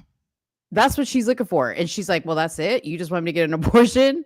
No, That's I don't it? kill babies. The fuck you don't. When y'all have too many girls in China, y'all kill them. What are you talking about? Ooh, shots fired. What are y'all talking about? Daisy, Walter, we came for you enough. Daisy, you next. Get this work, Daisy. Definitely not. It is. God want you to have a baby. 7 years never happened, and then you're you're fucking me for a month, and I'm pregnant. What does that mean? Well, now I just think about it, if you force me to kill the baby, then you're a sin. Well, we already sinned by having sex, but it's too late now, you know. But honestly, We don't have the entire call. I'm still looking for the entire call. I want to hear what was said in its entirety. Dude, Daisy is, listen, Daisy is a whole Chinese mail order slut. And Walter, you're a slut maker. And to be honest, he's a very ugly man. So we all know that y'all are with him for some sort of status, because this dude is not attractive in the slightest. Not in the slightest. What are you looking at? You need to show us all. Oh, because I was trying to find images. Something weird's going on here. Okay, so apparently her Instagram went down yesterday too. And then she posted this that said, he hacked me. How's he hacking you? I don't know, dude. This is so juicy. Look at this. He got with an Instagram. Hold on, pull that picture up, both of them right next to that one. Right there. Oh, you got with a whore. God. You knew this girl was a whore. You knew it. Y'all was loving on each other publicly. When Come on, I bro. first saw you, I knew you were the love of my life. This is juicy, Soonie. This is way juicy. What is all this? Y'all, our feeling for each other was genuine. I gotta go, man. Damn. This is a good topic though. We could just stay on this all damn day. We could stay here all day. We don't even gotta talk about nothing else. This is the biggest L that the red pill community is going to take, bro. You got a thought box pregnant while critiquing thought boxes. How do you sleep with what you hate? You see this? How? She can't even spell his name. She said Frosh paying for a 30K bracelet, then coming up with a paywall idea. He has rocks for brains. So he said, is this Fang Fang that Swalwell slept with? The Chinese spy. Dang. Fang Fang. We have to find it somewhere. I don't know if the entire conversation is posted, but while I am looking for it, while I'm off, I'm sorry, I'll be looking for it and I'll be feeding Mo information. I'm so sorry. I'm so mad. I'm so mad because I just want to sit here and just like look at all these things. Because like here's them talking about the bracelet. She's saying it's fake. First of all, the fact that she has made it like whoever this account, whatever. Let me see what this account is on Reddit because she got a lot of stuff. You would hate on me for being on Reddit. Now look at you. I never hated on you for. Can you play Myron real quick? He is such an emotional man. Look at his ass. Emotional, crazy bitch. This crazy bitch. Why can't I hear it? I can't hear it. Oh, sorry. I was like, oh my God. Sorry. I was He all looks like in a it. psychopath. He looks like women losing their minds on the internet. I don't even understand what this is. Oh, wait, hold on. Shit. I keep fucking forgetting to. You got to send me that. I'm going to make so many clips tonight, Mo. Please send me that. Send me that whole thread. Dude, tell your guests to leave. This is not the good time to come right now. Put them on the live real quick. I need to tell them to get the fuck out. Is that your brother? Is it your brother? No. Hey, y'all hear me in there? Y'all got to get the fuck out. We got to show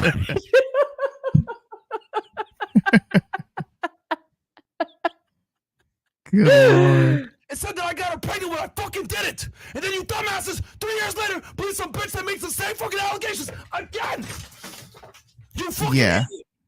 Can you send me that? This is evidence of an unhinged.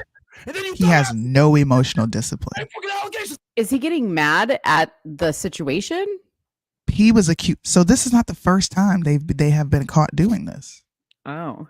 They keep getting women pregnant and then telling the women to murder the baby. He is unraveling.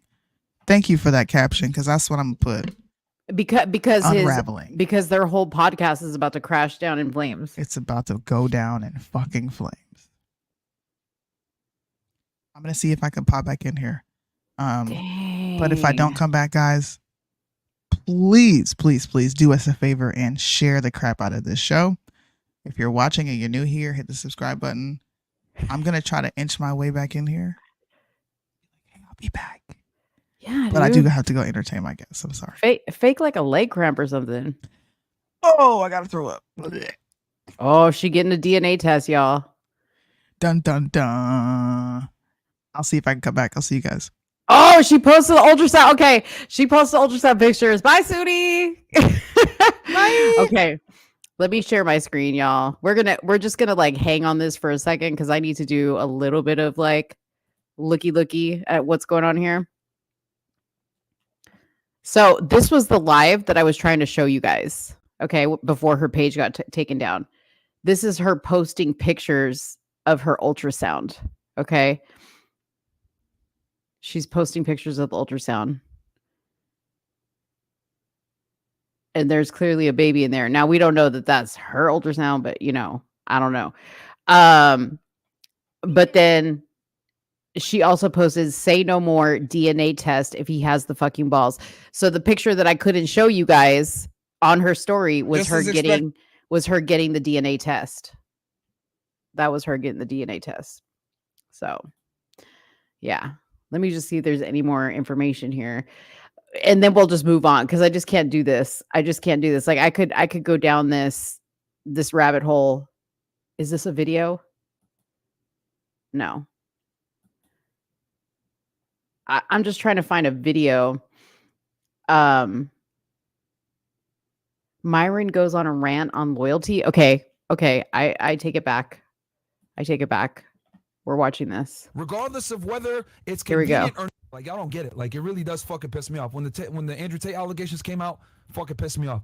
When people talk shit about Fresh, gets me fucking mad. When people talk shit about Sneeko, etc. If you're my friend, you're my friend. I'm with you, regardless of whether it's convenient or not. You fucking pussies in the chat that say you're loyal to a fault. Shut the fuck up. That does not exist in my fucking vocabulary. Loyal to a fault, because you're loyal regardless. The whole definition of loyal is being loyal and sticking by somebody, whether it's convenient or not, to fucking be there. I don't believe in this term, loyal to a fault. Okay? And if the fault is death, then guess what? I die with a fucking spine. A lot of you motherfuckers are jellyfish. No fucking spine. And that's the reason why a lot of you motherfuckers are fat, triple chin, neck bearded, pieces of shit, fucking dorks with no money, and no one fucking respects you because you motherfuckers don't stand for nothing. If I stand with Fresh, I die with Fresh. It is what it is. Okay? It is what it is, you motherfuckers. Oh shit, it's getting shaky. I don't know what I'm gonna do. I'm gonna leave. I got 20 fucking real estate properties, so I can tell motherfuckers, fuck you. My net worth is over $6 fucking million. I get money residually. I don't fucking need to do this shit, and I don't need to fucking sell my soul. I stand with my fucking friends. Period. All right? Some of you motherfuckers need to get a fucking spine, you jellyfish SpongeBob in a fucking pineapple house. Pieces of shit. It pisses me off how soft all you motherfuckers are, bro. It's ridiculous. You motherfuckers haven't stepped in the gym in 3 weeks trying to tell me how to fucking be loyal to my fucking friends. I'm not going anywhere. All right? I'm tired of you motherfuckers. Leave Fresh. He's only done. Well, fuck you. All right? Whoa. Like, there's more to this. But he's getting that upset over the mistakes that his friend did. Listen. I don't need to make a fucking cent off this fucking podcast. I'm fine. My real estate will take care of me because I knew that if I want to say what the fuck I want to say and not sell my soul, I need to go ahead and build residual income coming in every fucking month so I can sit here and tell you fucking haters, fuck you. Okay, so what this rant is about is the fact that he knows his fresh and fit empire is probably going to come crashing down as a result of this. Okay, so he's basically saying, oh well, I have all these properties and so I can say whatever I want to say and I don't have to worry about it. This doesn't matter to me. Then why are you getting so upset? Why are you feeling the need to defend yourself? I guarantee you he's probably ripping into Walter, okay, on the side. Because would a real man be this emotional? No, they wouldn't. But yet they tell you all the time. They tell you guys all the time how to be real men. I'm not going anywhere. I'm going to say what the fuck I want to say, and I don't give a fuck what anybody got to say. I cannot be bought. I have my soul. I have my spine. I have my integrity. I got my 10 toes and my 2 feet, and I fucking stand where the fuck I'm going to stand. And if I die there, I'll die there with a smile on my face because I can look in the fucking mirror and be happy with the man that I see. You pussy motherfuckers. You fucking losers that sit there and say, oh, it's getting rocky, Myron. You should leave. Why do you stay by Sneeko? Do you stay by the Tate? Do you still think they're even Trump? Chris? Fresh is an idiot. Why are you still there? Chris drinks too much. Hey, shut the fuck up. That's why no one respects you motherfuckers. Because you don't stand for anything. If there's anything you guys can learn from this fucking podcast, learn this. We've been through hell together. We had people come at us. We've had death threats at us. People fucking laugh at every time we fucking go through some bullshit. People make allegations on us. People have tried to absolutely fucking destroy us. You know who was around me the whole fucking time? These fucking guys. So you motherfuckers can say whatever the fuck you want to say. I'm not going anywhere. I'm going to stand by the guys that stand by me because you fucking pieces of shit aren't fucking there when I'm going through it. You pieces of shit aren't fucking there when I'm fucking figuring out what the fuck I'm going to do because we got demonetized. You motherfuckers weren't there when everyone and their fucking mom came at us. You motherfuckers weren't there when I got the false accusation against me. You motherfuckers weren't there when this bitch lied and said that I got her pregnant when I fucking did it. And then you dumbasses 3 years later believe some bitch that makes the same fucking allegations again. You fucking idiots. I'm not going anywhere. I'm standing right fucking here. All right? These guys were with me in my darkest times. I'm not going to fucking leave them in their darkest times. Fuck you, motherfuckers. I got my real estate, I got my money, I'm fine. I'm not going anywhere. I can't be bought. That was real. That was real talk from the heart. W. Myron. You broke the glass. And maybe the TV. Okay. Wow. Yeah, 2 words. Chill pill. Wow. Okay, well, I am sure Sootie's going to want that entire clip. So I'm going to send that to her really quick. So give me just a second because I need to send it to her in WhatsApp. I don't even know what to say. I don't even know what to say. Why is he yelling and crying? So it's over that the scandal with Walter with Fresh, that Chinese chick, I don't know if you were listening earlier, Red Pill, the Chinese chick that Fresh was messing with, one of 4 or 5 total that he was messing with, came up pregnant, and she basically was like, I'm not going to get an abortion.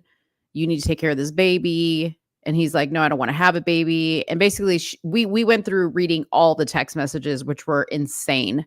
So if you missed that and you're just now joining, you're going to have to go back and watch that. Watch that one again, because that was spicy.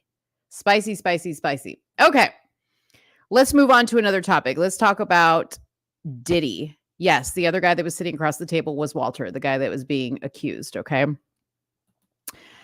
So the latest on Diddy is number one, he still hasn't been arrested, which a lot of people have been kind of like talking about that. But I think, at least I have, we've seen enough of raids, like knowing and learning about how raids go, right? Where it's obvious that raid was to gather evidence to substantiate the claims that are being made in the allegations filed by Lil Rod and other people claiming that Diddy, has done some things, okay, that are not very favorable. So I think what people need to understand is it may take a little while, not too long, because I think they have like a certain amount of time to at least press the preliminary charges on him, if they're going to press any charges. They have a certain amount of time to do that in. And then they have, I think, an extended period of time to continue to add more charges onto that. So that's why you haven't seen him arrested, because that whole raid was basically just them executing a warrant to go in and search for, the videos, right, that were stated in the lawsuit that supposedly exist. And, other things, drugs, alcohol bottles that have alcohol that's also tainted with drugs and whatnot. But in addition to that, Diddy's former bodyguard, which we've seen before, Gene Deal, made some statements on, they showed it on Fox News, but it was The Art of Dialogue. I think it was the channel that he was on. And he said this, and I thought this was pretty interesting. And then I'm going to read an article to you guys as well about Diddy's son. I think it's only celebrities going to be shook. He had politicians in there. He had princes in there. He also had a couple of preachers in there. You personally, you think they got tapes? Well, my personal opinion that if Lil Rob could be trusted and his statements are true, they got him. They got tapes and stuff. Now, if Diddy had tapes, the feds have them. That's a lot of blackmail. I don't think it's... So there's two theories here that we can go with, that the feds actually went in to grab the tapes and the evidence, or they went in to grab them so that they were never seen by anybody, which could also be a possibility. Here we have Diddy riding around Miami looking quite carefree on his bicycle. He was talking to people. There were people that were shouting his name, and he was taking photos with people. He even looks like he has gotten a little bit more in shape, because in the recent months, Diddy was looking a little thicker. And, he's older guy, but he was out there riding his bike and just living his life. And I had made a post and I said, hey, this is the sign of a man who has probably made a plea deal stating that he will cooperate with the authorities if this is a legit investigation. That he'll cooperate with the authorities and give them everything and tell them everything in exchange for some type of shortened sentence or immunity. Okay. I even, like, in the back of my mind of Mo, just like I did with Jeffrey Epstein, is, and the reason why I say this is because somebody very close to me works for one of the 3-letter agencies, and he has always said to me, you'd be surprised who works for us. You'd be surprised who works for us. So, I mean, when I see things like The Sound of Freedom, and they talk about how, agents go onto these secret islands in other countries and they pretend to be people who want to buy children for the purposes of having sex or torturing or killing them. Why is it so far-fetched to believe that somebody like Diddy or somebody like Epstein would to our eyes look crazy and disgusting and salacious, or even R. Kelly. Let's just throw R. Kelly in there also. I don't know. You know, I know this is like a really far-fetched theory, but I don't think that like what we see is exactly what it is. And sometimes I think it's very far from what it is. Okay. So here's the latest development with Diddy's son. Diddy's son, Christian, has now been accused of sexual assault in a new lawsuit separate from Diddy's amid Diddy's sex trafficking accusations. So yeah, the article goes on to state that Christian King Combs sexually assaulted her while she was an employee on his father's yacht. And a new complaint filed Thursday in Los Angeles Superior Court, Grace O. Marquet accused Christian, 26 years old, of sexual assault, sexual harassment, and infliction of emotional distress while she was working on a boat chartered by the rapper for a trip in late December 2022. I saw that somebody had asked in one of the podcasts that I was watching, like, why didn't they raid his yachts? We don't know that they didn't raid his yachts, but what was the big television extravaganza was his home in Miami getting raided and his home in Beverly Hills getting raided. We are not necessarily sure if his yachts got raided or they didn't get raided. So Omakari said in the filing that she had been 25 years old at the time and worked as a steward on the yacht, providing dinner and drink service to guests from 6 p.m. to 6 a.m. During her shift, she said she was a constant rotation of suspected. During her shift, she said she saw a, quote, constant rotation of suspected sex workers and celebrities partying and taking drugs.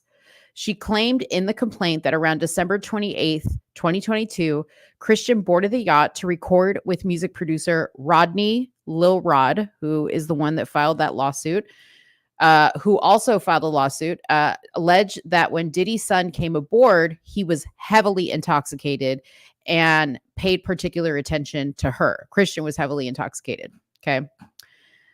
Marquet then claimed in the complaint that he pressured her to take a shot of tequila, and after she took the drink, he became aggressive and tried to get her to drink more.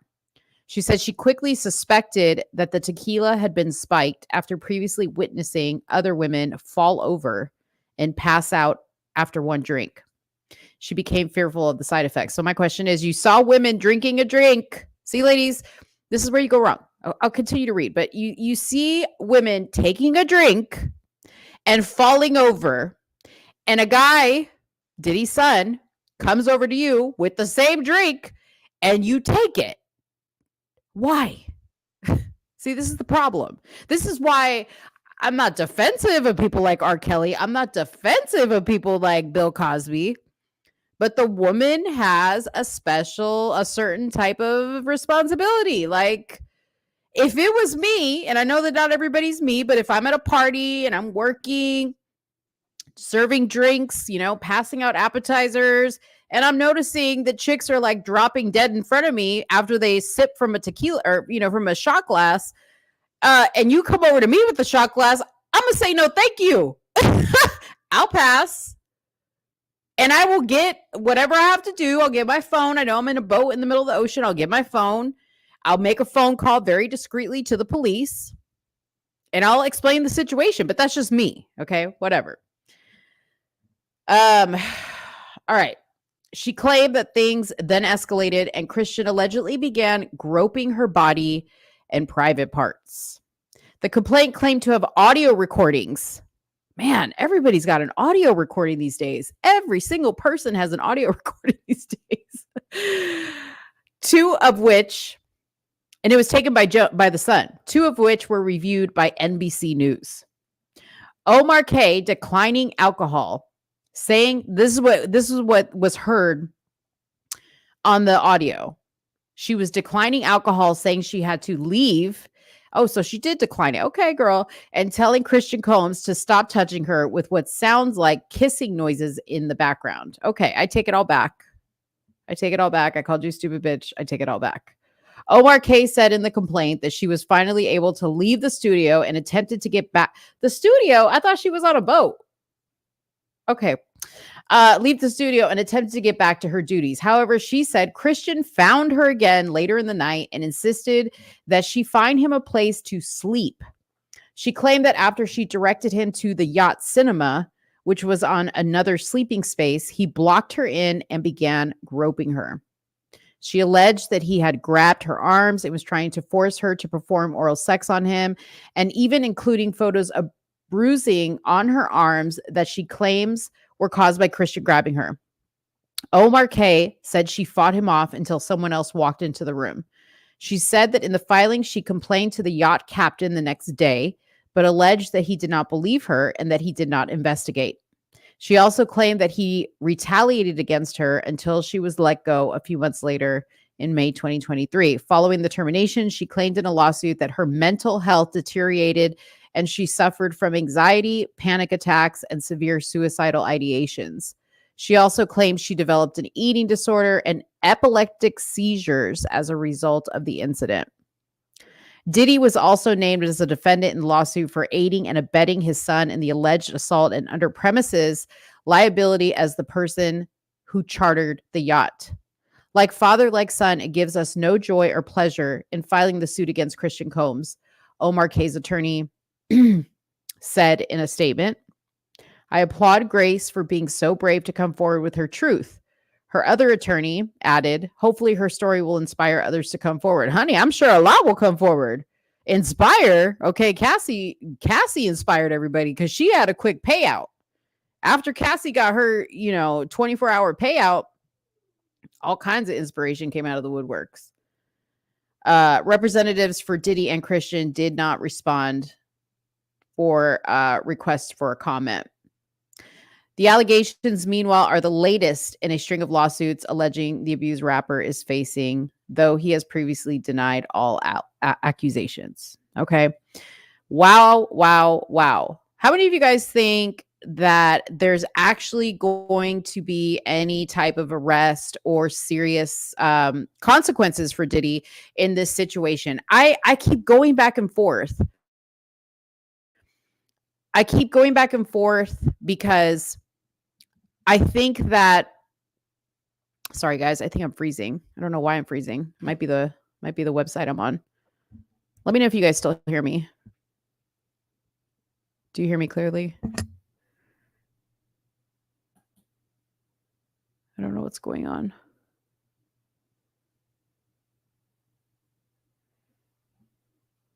Do you guys hear me clearly now? Okay, it looks like I'm frozen. Okay. I go back and forth because while the raid looked really spicy and all, and I remember like R. Kelly went through something very similar, it took a while. It took a while for anything to happen, which I think is understandable, right? But then part of me wonders, like, if Diddy is so powerful, right, and he can like supposedly off anybody he wants to off, like, why was Gene Deal for the longest time? Because he's been talking for a long time. Gene, Usher, there was that like really weird video that Kevin Hart also like said some stuff. There's been other people. Like, why do those people get to survive the Diddy? It's like the Diddy curse. Like, if you talk about him, you just, he kills you. He doesn't want anything coming in between him and his empire. So again, I'm in this space now that I just like question everything. And I'm just like, the fact that it's so easily accessible, all this Diddy information, and every other day there's new information coming out. Like, why I'm suspect of it all. Okay. So I'll leave it at that, but you guys let me know what you think. If you think Marlandon thinks that there's going to be some consequences, I think, or he's just responding that you all could hear me. Haley says they are probably trying to find the tapes and Diddy still has them, or Diddy is just trying to save face. I mean, we don't know. We don't know what they found in that raid or what they pulled out, but they really tore that place apart. If Diddy suspected anything, yeah, he would have had time to like empty his spot out beforehand, right? Like, it was listed in the court filings that Diddy has people on the inside, like with the LAPD and all this other stuff. He has stuff on the inside, people telling him, people helping him, but then like there's this other thing. This is what keeps my mind going in the way of this all just seems so easily like, I don't know. Let me know what you think of this. Okay. So Diddy posted this on his Instagram page, and this is just a clip from the Neighborhood Talk, but he posted "Bad Boy for Life." Okay. And it's a repost of his video Victory. I don't know if y'all remember this. I can play a bit of it, but I don't want to play it all.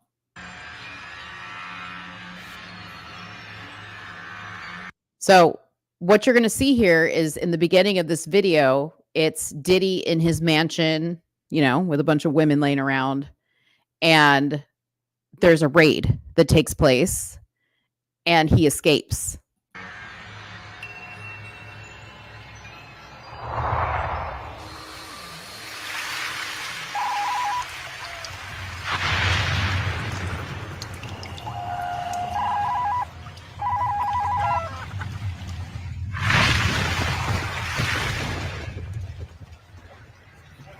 Cloudy and windy today with gusts up to 40 miles per hour. 59 degrees. Cloudy with a few sunny breaks and not as warm with a high of 53. 40 miles per hour. He's putting on a vest. He's putting on like a bulletproof vest. Here comes the raid. Go man, go! Welcome back to Chase TV. Enter contestant number 5. Last week's winner and a true survivor. A 3.6 average, 5 seasons in the playoffs, and still running. Yeah.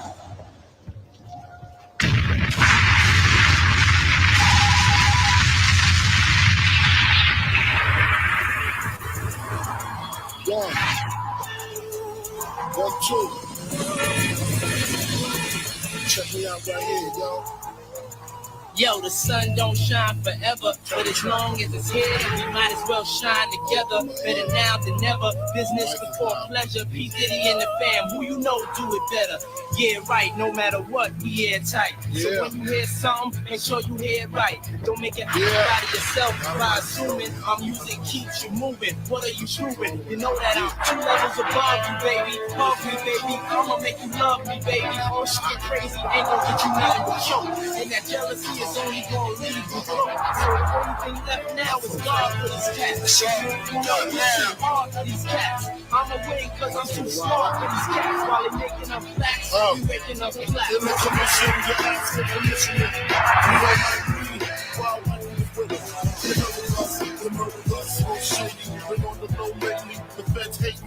Anyways, I'll have to, if you guys watched it now, great. If you're watching this on the replay, you're probably not going to see any, hear any audio from that because I have to mute it. Otherwise, we will get copywritten. We will get copywritten, but in order for me to reverse it, I have to mute it.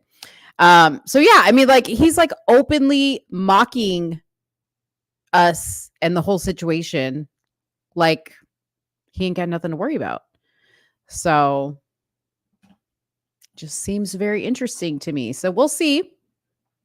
We'll see where that goes. Okay. Let's talk about Lauren Boebert. Okay. Lauren Boebert. She posted on her page, on her Instagram page or something on her Twitter page that she was being treated for an illness. Okay. She was being treated for an illness. She is a representative for Colorado. If you guys don't know what she looks like, that's what she looks like. Okay. She's that little badass. Remember, she was seen in a movie theater.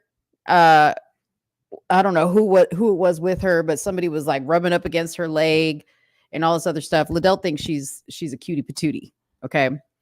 Okay. So United States Congresswoman Lauren Boebert has been diagnosed with May-Thurner syndrome, an uncommon vascular condition after having a blood clot removed from her leg. Okay. Question is, did she get the jibbity jab? In May-Turner syndrome, arteries in the pelvis sounds so painful, become compressed, leading to blood flow problems and potentially blood clots in the left leg. Bobert's surgery was a success and she is making a full recovery. However, her ordeal has brought attention to a condition that may in fact be more widespread than previously believed. According to the statement from her campaign on April 3rd, the 37-year-old congresswoman from Colorado was admitted to the UC Health Medical Center for severe swelling in her upper left leg. Doctors identified an acute blood clot using a CT scan and subsequently diagnosed Boebert with May-Thurner syndrome. The following day, she underwent surgery to remove the clot and insert a stent in her leg. Although it's unclear what the exact cause of the clot was, Boebert's team cited dehydration, travel, and extended periods of sitting as a potential factors. After taking time to rest as recommended by doctors, she's expected to make a full recovery with no significant concerns for her long-term health and no hindrance to her ability to perform her duties. Okay. So, I don't know. This seems like a very serious condition to just be brought on by dehydration, and exhaustion and sitting too long. But I'm no medical expert. Okay. I'm no medical expert. I could be wrong. Okay. Now, although it says that she's going to make a full recovery and this shouldn't affect her job, I sniff something coming. Okay. I sniff something coming. I don't know what it is, but I don't necessarily trust it because, you know, we've had a couple people like announce that they were going to step away from their position in Congress. And, you know, day by day, it seems like we're losing the majority and it's not good for us. We're losing the majority in the House. If we don't maintain that majority and if we don't get the majority in the Senate, if we don't control both the House and the Senate, it really doesn't matter if Trump becomes president because he will be tied up in more allegations and impeachments and all this other stuff. And he won't be able to get anything done. He will be a lame duck president. So this is very serious what's going on here. Patty says, sounds like a femoral aneurysm. I had that surgery and it's major. Yeah, it sounds major.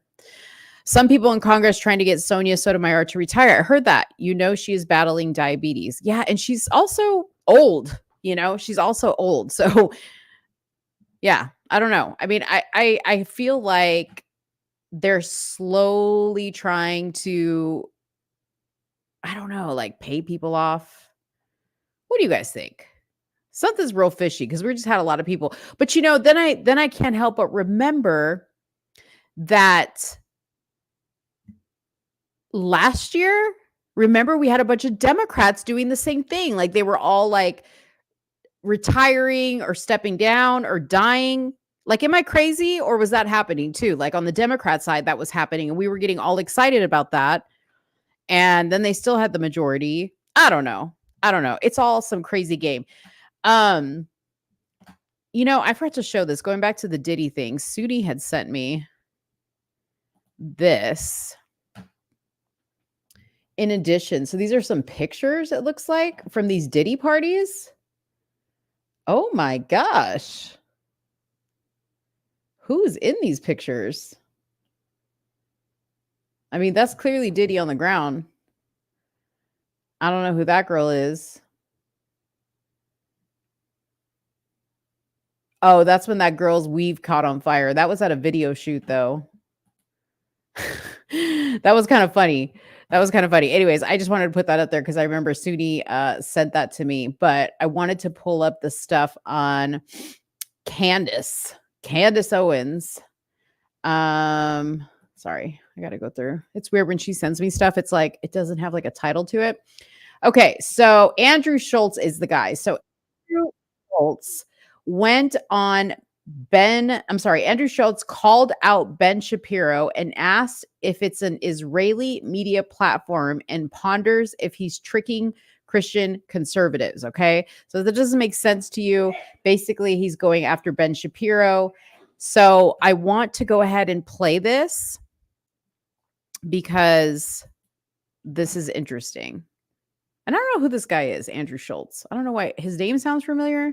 but I don't know who he is. He makes the argument for censorship. He calls it something else. Yeah, I forget the term. I have it in my phone. But I don't even think he's using the term right. But he's basically like, there's a window of ideas we accept. Yes. And we accept ideas between this, I guess this is, if I get window, you're looking like this. So we accept ideas between here and here. And anything outside of that window, well, you're fireable. That's censorship. What? But he's acting as if this is like a justified reason for firing people when you built your identity and platform off of no censorship and freedom of speech and facts don't care about your feelings and all this shit. It's also funny that window happens to end where his beliefs end. Isn't it interesting? You would say that. Not being pro-Israel, that's where the window ends. That's also your specific personal belief. What? So I just don't see. You can't have an opinion on your platform that is not pro a country that is not ours? Yeah. Wait a minute. Crazy. So wait, is the Daily Wire an American media platform or is it an Israeli media platform?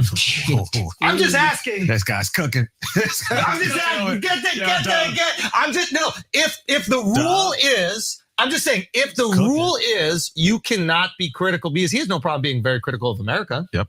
He's critical of the left in America. Left is half the country. You have no problem eviscerating half of the country. That's the current party in power. But you can't criticize Israel as a country. That's just another country, unless you're saying, and you're clearly admitting that the Daily Wire is an arm of the Israeli, I guess, media or propaganda machine. Is that? Oof. Are you manipulating the religious right in America? Are you manipulating the right-wing conservatives in America and selling them country western movies and putting on your little cowboy hat and fake moving to Nashville so that you could take all their money and then in the process restricting free speech, one of the core tenets of the American identity? Ben. Oof. Benjamin. What is happening? There's trouble in paradise. He makes That was awesome. And he's so right? And Soonie's so right, because I'm posting up here her comments as well. He's saying what we're all saying. You guys find it funny how like a lot of these shows, like Shannon Sharp and now this show and other shows, they bring on comedians, okay? Under the guise of, we're interviewing a comedian. This is ha ha ha. This is just funny. We're not really criticizing anybody. We're just being funny to basically spill facts. And the shout out to the comedians, because I feel like comedians it's slipping away. Okay. But comedians are probably one of the few that still have their First Amendment rights, to tell you the truth, because we're all losing them for sure. So yeah, so he's basically calling out Ben Shapiro and he's calling out the Daily Wire and saying, you guys made a business off of telling people about your rights as an American, your freedom of speech, First Amendment, blah, blah, blah, blah, blah. And, oh, I'm sorry. That only applies up until when somebody says something that you don't like. Something that you find blood libel. Something that you find, what is the word? Oh my God. What is it? Not racist, but the Jews version of it. You know what I mean. So anyways, Ben, you've got a lot to answer for. Okay. So cut to today. Candace looks like she wants to debate Ben Shapiro. I'm going to try to make this bigger so y'all can see this. She wants to anti-Semitic. There you go. She wants to debate Ben Shapiro. Okay. After replying to Anomaly, who posted this, she said, I would like to debate Ben Shapiro on Israel and the current definition of anti-Semitism. Now, I want to bring something up that I saw on Bryson's wife's page, Shekinah. If you follow her, Shekinah Gray, she's awesome. She had posted a poll, and she said, between Ben and Candace, who would win the argument or this debate? Who would win this debate? And like 75% of the people voted for Candace Owens. Okay. The next question on that slide was, do you think Candace is well-versed enough on being able to debate Israel historically, right? Because, you know, Ben's going to hit her with all the historical facts of Israel. Do you think that she is going to be able to win that debate based on her knowledge of the history, right? The history, other than the fact that, you know, it's just wrong. It's just wrong to kill people. You shouldn't do that. Like, other than that argument, is she going to be able to come up with another argument?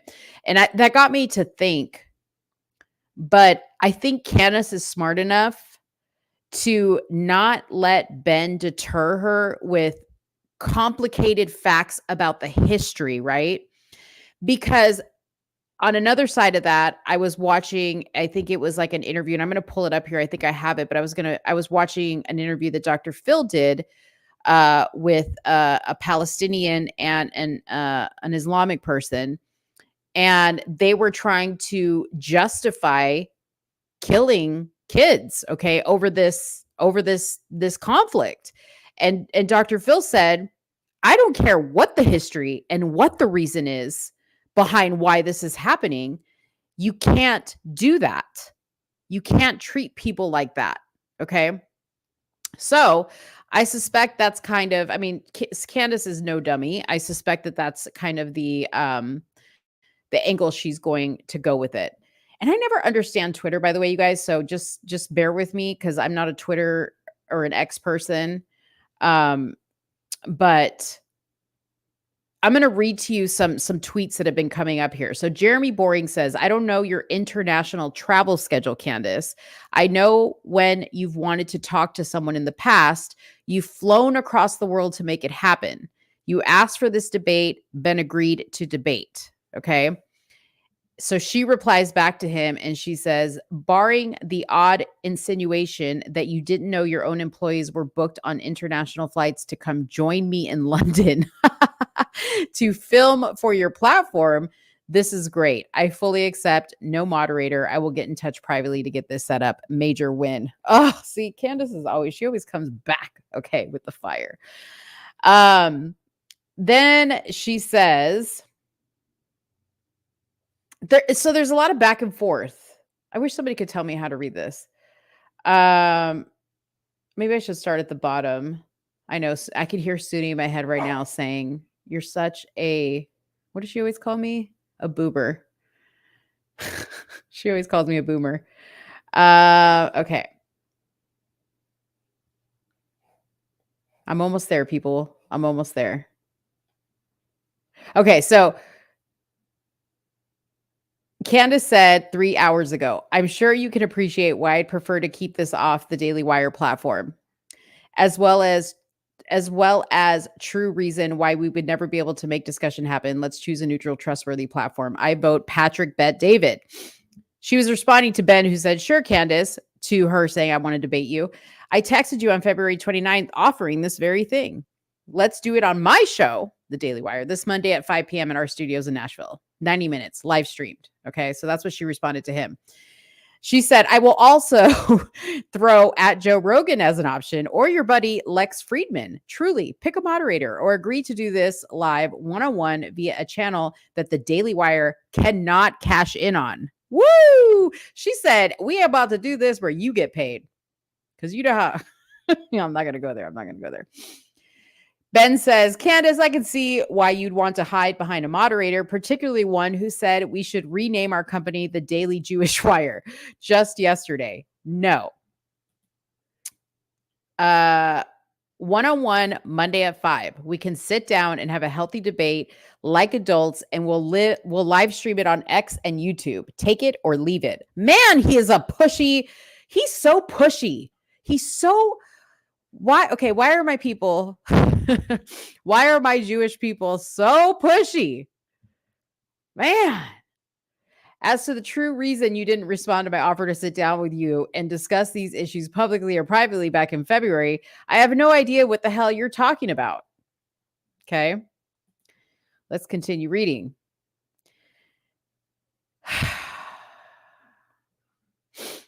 Patrick Bet David gets in. He enters the chat and he says, my proposal to app and share Will Candace Owens. And this is what he says. Challenge where we're going to figure out. Let me give you a couple things I want you to be thinking about. One, Ben, let me address your issue about what I said yesterday with the Daily Israeli Wire. I even said the Daily Jewish Wire. If you haven't watched the entire context of what I said, I'm going to put the link below. You can go watch the entire thing on what I said from the beginning to the end. I highly recommend you watch it. Secondly, why I think you have to know where my perspective is slightly different. Is I understand where you're coming from because I lived in Iran as a kid from the day I was born till 10 years old, where we were bombed 167 times in one day. 500,000 people died, and I was a Christian kid living in a nation where 98% were Muslim. We were afraid to talk about what we were all about.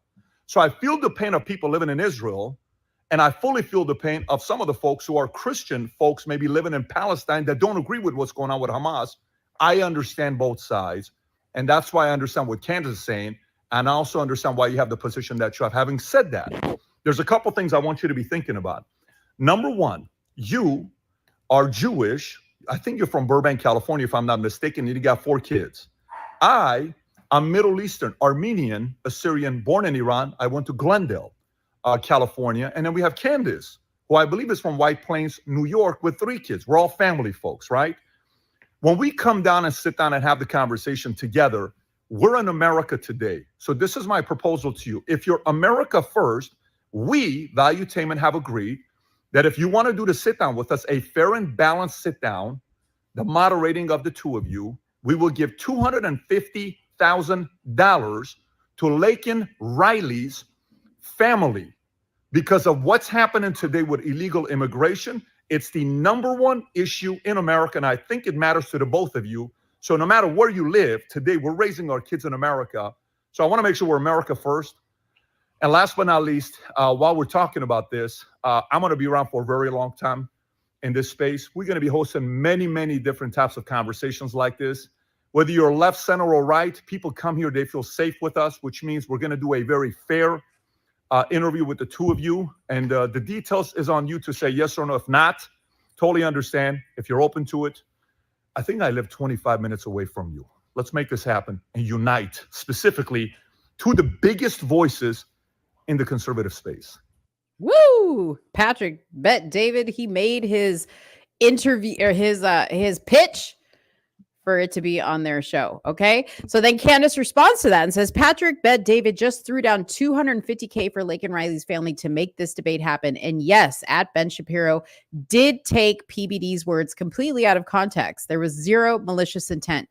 I'm America first, so I'm in. Amazing option to make this charitable.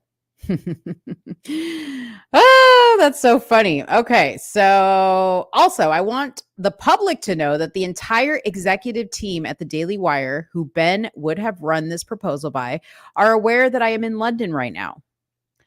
They know the Monday deadline in person is virtually impossible to swing, which is why I'm convinced this is just show and tell. No reason at all. We can't just coordinate schedules like adults. If he is actually game and not playing pretend, I am very much game to make this happen. See, Candace is calling his ass to the carpet. She keeps going. She keeps going. She says, I cannot laugh hard enough at Ben Shapiro's obvious, quote, I'll only do this at the Daily Wire at 5 p.m. Eastern Standard Time on Monday or not at all stunt. This dude literally got on a plane to go debate Destiny the streamer as moderated by Lex Friedman 2 months ago. Stop making a show of it, Ben. Man up. Let's pick a date, a time, and mutually agreed to platform regarding which I have just offered you 5 viable options. Let's see if Ben responds. That's when Jeremy Boring, the CEO of Daily Wire, jumps in the chat. And he says it's Sabbath. But I think Ben was clear. One-on-one in person, Nashville, Monday, 5 p.m. Live stream on X and YouTube. I'll add, there will be no ads on the video and no charge to watch it. No one cashes in. You debated Destiny on his show without a moderator less than a month ago, and I have debated plenty of people without a moderator on your own show. You asked for a debate. If you want it, come and have it. My. Are they like, what the heck? So then Lex Friedman enters the chat. What a mess. And he says, sure, I'll host it. It'll be fun. That's how Lex talks, by the way. Candace jumps in and she says, Ben is offline until Sunday. Apparently he thinks people hide behind hosts, even though you just hosted his last debate. Hopefully when he reemerges, he will reconsider giving given you are friendly to him. I am fully game. So Candace is basically like, hey, really, I'll go on anybody's platform. Like, just tell me the date or time. Obviously, I can't do the one Ben put out there. But I'm not going to be picky about it. So that's when Jeremy says, I don't know your international travel schedule. I know when you've wanted to talk to someone in the past, you've flown across the world to make it happen. And she says, barring the odd insinuation that you didn't know your own employees were booked on an international flight to come join me. So obviously she's friends with people to film for your platform. This is great. I fully accept. No moderator. I will get in touch privately to get this set up. So she's like, okay, I guess I'll make it happen. So that's pretty much it. And this is just a comment that she has pinned. Okay. Wowza. Okay. This is going to be the event of the season. Now, I didn't show you guys all this, but there were tons of other people to include Tucker Carlson, James O'Keefe. People were jumping in because they all wanted a piece of this interview. It is crazy, you guys. So we will see who gets this. I don't know if you guys have any particular like choices where you would like to see this. I frankly do not care, but I will say I like that there, Patrick Bet David is going to donate to a charity. I'm sure he's also going to cash in because $250 on the amount of money he's going to make on people watching this debate, $250 is nothing. Okay. Just keep in mind that I think like Shannon Sharp made, I think $4 or $5 million on the interview he did with Cat Williams. So, and that's after YouTube took their cut of it, which is 30%. Okay. So that just puts it in perspective. I'm saying this is going to be anywhere near the amount of people watching Cat Williams. It may be, I don't know, but yeah, 250,000 is not a huge like amount of money for them to take out of what they're going to make. So, and frankly, I don't have a problem with people monetizing this interview. I agree that it shouldn't be on Daily Wire, just like I would say, like if Candace had her own show, that it shouldn't be on her show. I think doing it in a neutral platform that's not their own to have a moderator is a good idea. So I don't know, but you guys let me know. I don't know what's going on with the chat. I haven't seen a comment from anybody in a while other than from Orlando telling me I act just like my people, the Jews. All right. So last topic I have is the bird flu. Okay. You know what? No, hold on. I wanted to show you. You know what? Never mind. It's not that big of a deal. Let's talk about the bird flu. Let's just wrap it up with the bird flu and see what it says. Okay. So they are calling it. We're going to go to what the CDC says. So the CDC issues bird flu health alert to clinicians, state health departments, and the public after Texas farmer is infected. It wasn't Texas. So maybe maybe I did have the bird flu.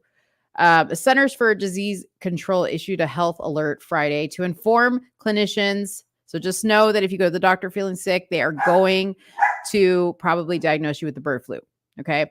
A person who was in contact with dairy cows in Texas. Okay, so I guess the bird flu comes from dairy cows. How does that work? How does that work exactly? Okay. So a farm worker on a commercial dairy farm in Texas developed conjunctivitis last week and subsequently tested positive for bird flu.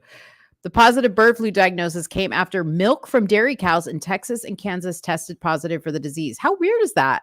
It comes through the milk? The infection follows a 2022 case in Colorado and is the second person to test positive for the bird flu virus in the U.S. I guess I won't get the bird flu because I don't drink milk.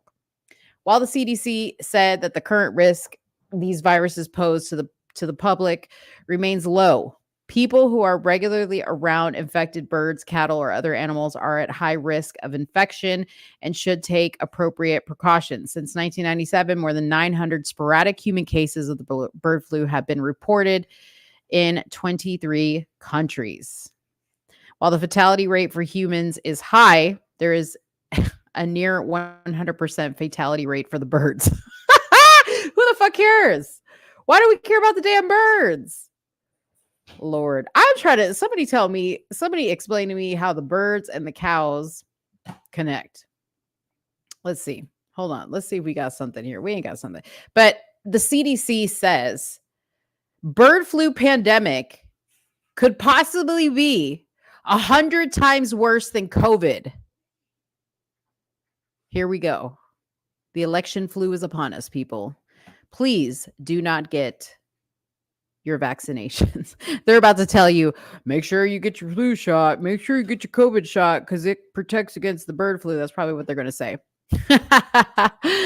Let's see. Merlanda says, Greg Abbott bet not even think about feeding into that shit. I agree.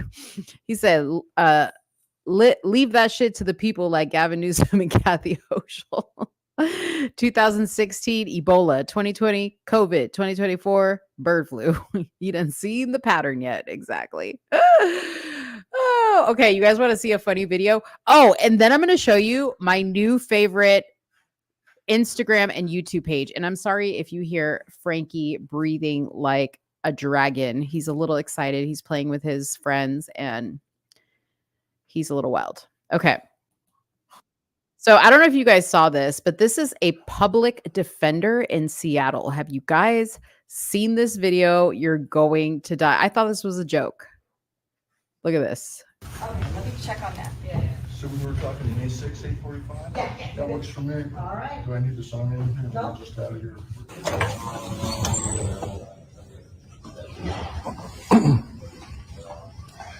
My comment about my client? Yeah. I just met her. She's really nice. She's really smart. She sounds like she's got the right idea about things. I really support what she's up to, and I think it's fabulous. How about that? God, she's accused of, what is it, criminal trespass? In the first degree, yes. Is she innocent or guilty? She's innocent, of course. She's innocent, okay. Well, she's caught on video being arrested and protesting and allegedly protesting. So I'm trying to get all sides. So My client has pled not guilty. My name is Stephanie Mueller. I'm in the directory for the Washington State Bar Association. You can look me up. Okay. Stephanie, thank you for your time. At this point, your client is being arraigned, though. It's all just happened. Her hearing is over. Got it. It's done. All right. Do you know? Okay, I can't help myself. Let's look up Stephanie Mueller. What did she say? Stephanie Mueller, Washington State Bar. I'd be like, are we getting punked? What is this? Okay, let's see. Is this her page? Are there any reviews? Is this a joke? Is this a joke? I don't see Stephanie. I'm trying to find a legit page. Hold on. Oh! Oh, Lord. Okay, this is Stephanie, criminal defense attorney at Vashon, Washington. Can we just get to the reviews? Damn, nobody's reviewed her. Sorry. Who? First of all, the way she's dressed for court is completely inappropriate. Seattle transgender attorney. Okay, let's see if on this one, lawyers.com. Nope. I'm trying to find something that has. Okay, let's read with. I don't know. Can I get on the New York Post without it messing up my computer? She puts on a busty display. Look at this, y'all. Come on. Look at this. That's inappropriate court attire. Inappropriate court attire. Nipples busting out. Look at the crowd. Like, is this a joke? Look at this. 70 years old. Yeah, you're going straight to jail with this public offender. 70 years old. You should be ashamed of yourself, Stephanie. She has a matching top with skin-tight black leather pants and boots. Mueller also wore an excessive amount of makeup, including dark green eyeshadow and flamboyant fake lashes, as she represented one of the far-left activists charged with disrupting a council meeting in February. The public defender shared that her client, we don't care what she said about the client. I really could care less. I mean, this is ridiculous. This is a clown show. What are you doing? State bar in Washington.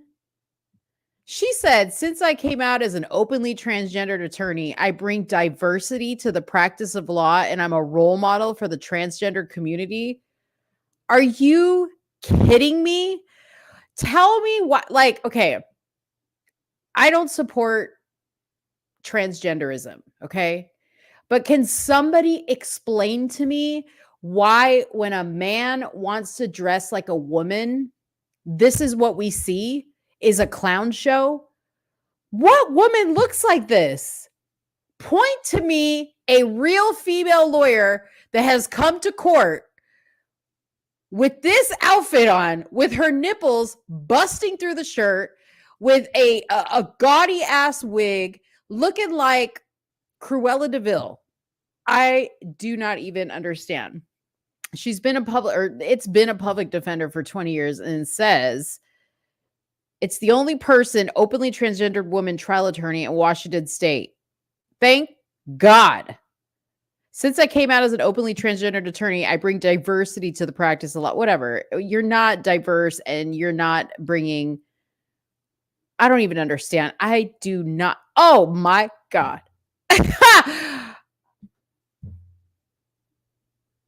She got a voice deeper. Listen. What is this?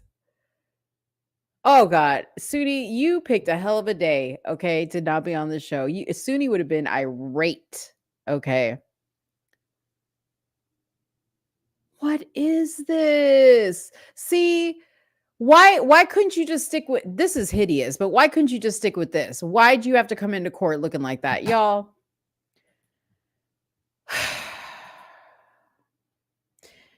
Let me go through the comments.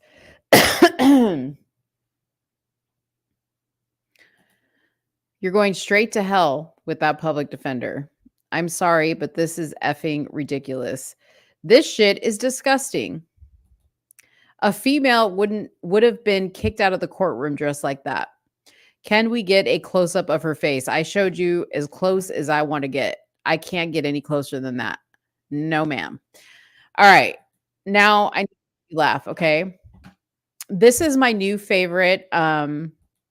This is my new favorite page to follow. They also have a YouTube called Paid Vacation Comedy.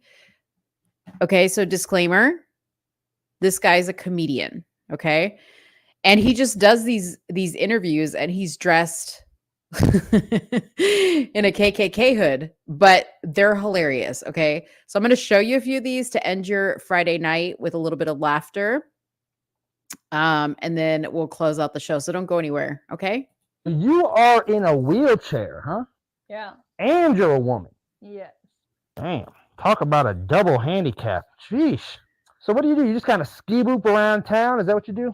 You're just kind of like a Roomba that bleeds once a month? You bring a lot to the table, I can tell. Like your own chair. You do, and you have like an aura about you, I bet you light up every room that you go into, especially when you hit that thing in reverse and your taillights go on. Beep, beep. Real big bitch coming through. Watch your toes, fellas. So when you go to the gynecologist, do you go to a regular gynecologist? Do you go to like Jiffy Lube? I did notice that you are a redheaded woman as well. So I do want to ask, does the carpet match the rims that you got on? What's the protocol on that one? Stephanie Hawking, why don't you tell me that? What would you say is the hardest part about being a woman in a wheelchair? Besides having a parallel park, what would be the, second hardest? The Super Racist Pod. Yeah, so it's called the Super Racist Podcast is what it's called, okay? Let me show you. This was my, oh Lord, I haven't seen this. Okay, let's watch this one for the first time. New York, Jews, an underground society? We sent field reporter Aiden Frost to find out what exactly is going on down there. There is no tunnel system. There's no tunnel No system. tunnels, no tunnel system. I don't know what the heck you guys are talking about. There's no tunnel. There's no tunnels. There's no Jewish tunnel system. They think Jewish people are living underground, which is a crazy thing to. It's a crazy thing to. He got a delivery. An impossible thing to think. Some would say. Did you just have mail delivered? That's not mine. I don't know. It says Ishmael on It's Ishmael's a very popular name. You can understand how this looks off. I'm telling you right now, there's nothing weird going on. There's no tunnel system. There's no. I got a Uber Eats for Ishmael. You Ishmael? You don't need to take the picture. I gotta take this. It appears as though you've ordered matzo ball soup to the. That does smell delicious, I will say that, but that is not mine. Assuming that we have an underground tunnel system and we don't have. you? It sounds like somebody is calling your name from the tunnel. It's your turn to work the That weather could machine. be anybody. My stomach hurts. Hi. Is that the matzo ball soup?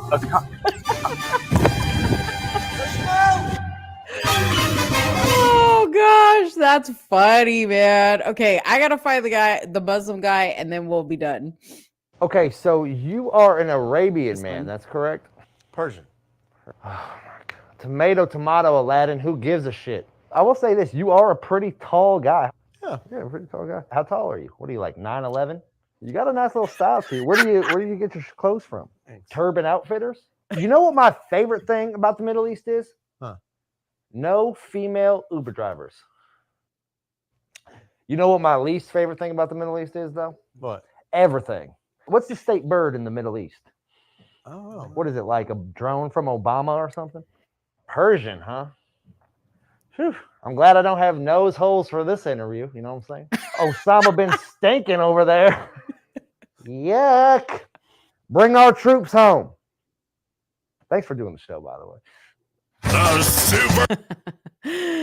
Oh man, go follow this page. You guys could just scroll for days on this Paid Vacation Comedy. They are so funny. I love that page. It makes me laugh. Anyways, thank you guys so much for sticking through the show. I'm so sorry that we didn't have Soonie with us the whole entire time, but she had unexpected guests that she had to attend to. So we apologize, but once again, you got me, and hey, that's not so bad.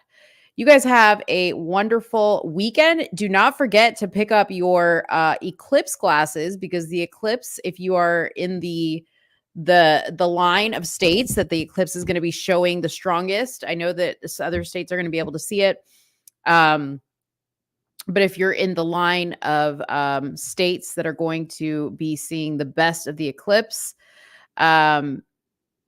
yes, we'll both be here on Tuesday. I hope Soonie's listening, because I can't control. But get your eclipse glasses, because you cannot stare directly into the light or you will go blind. Okay, do not do that. Do not think that you're gonna put on the darkest pair of glasses you got. My son, I was asking him, I said, oh, can you use your welder helmet? And he was like, no, not even that is protection enough from the sun or from the eclipse. So please be careful. Get your eclipse glasses. I know they have them at grocery stores, at Walmart, at Target, probably at CVS. But get them so we can, hopefully we'll be back on Tuesday. Hopefully it ain't the end for us all. Okay. Hopefully it's not the end for us all. And we'll be back on Tuesday. And we'll give you guys another great show. We always give you guys a great show. So y'all have a great one. I love you guys. Hey, follow me on Instagram, because tomorrow me and the conspiracy theorist girls are getting together for Heather's birthday. And we're doing like a overnight, like hotel, a staycation. We're going to go to this place called, hold on one second.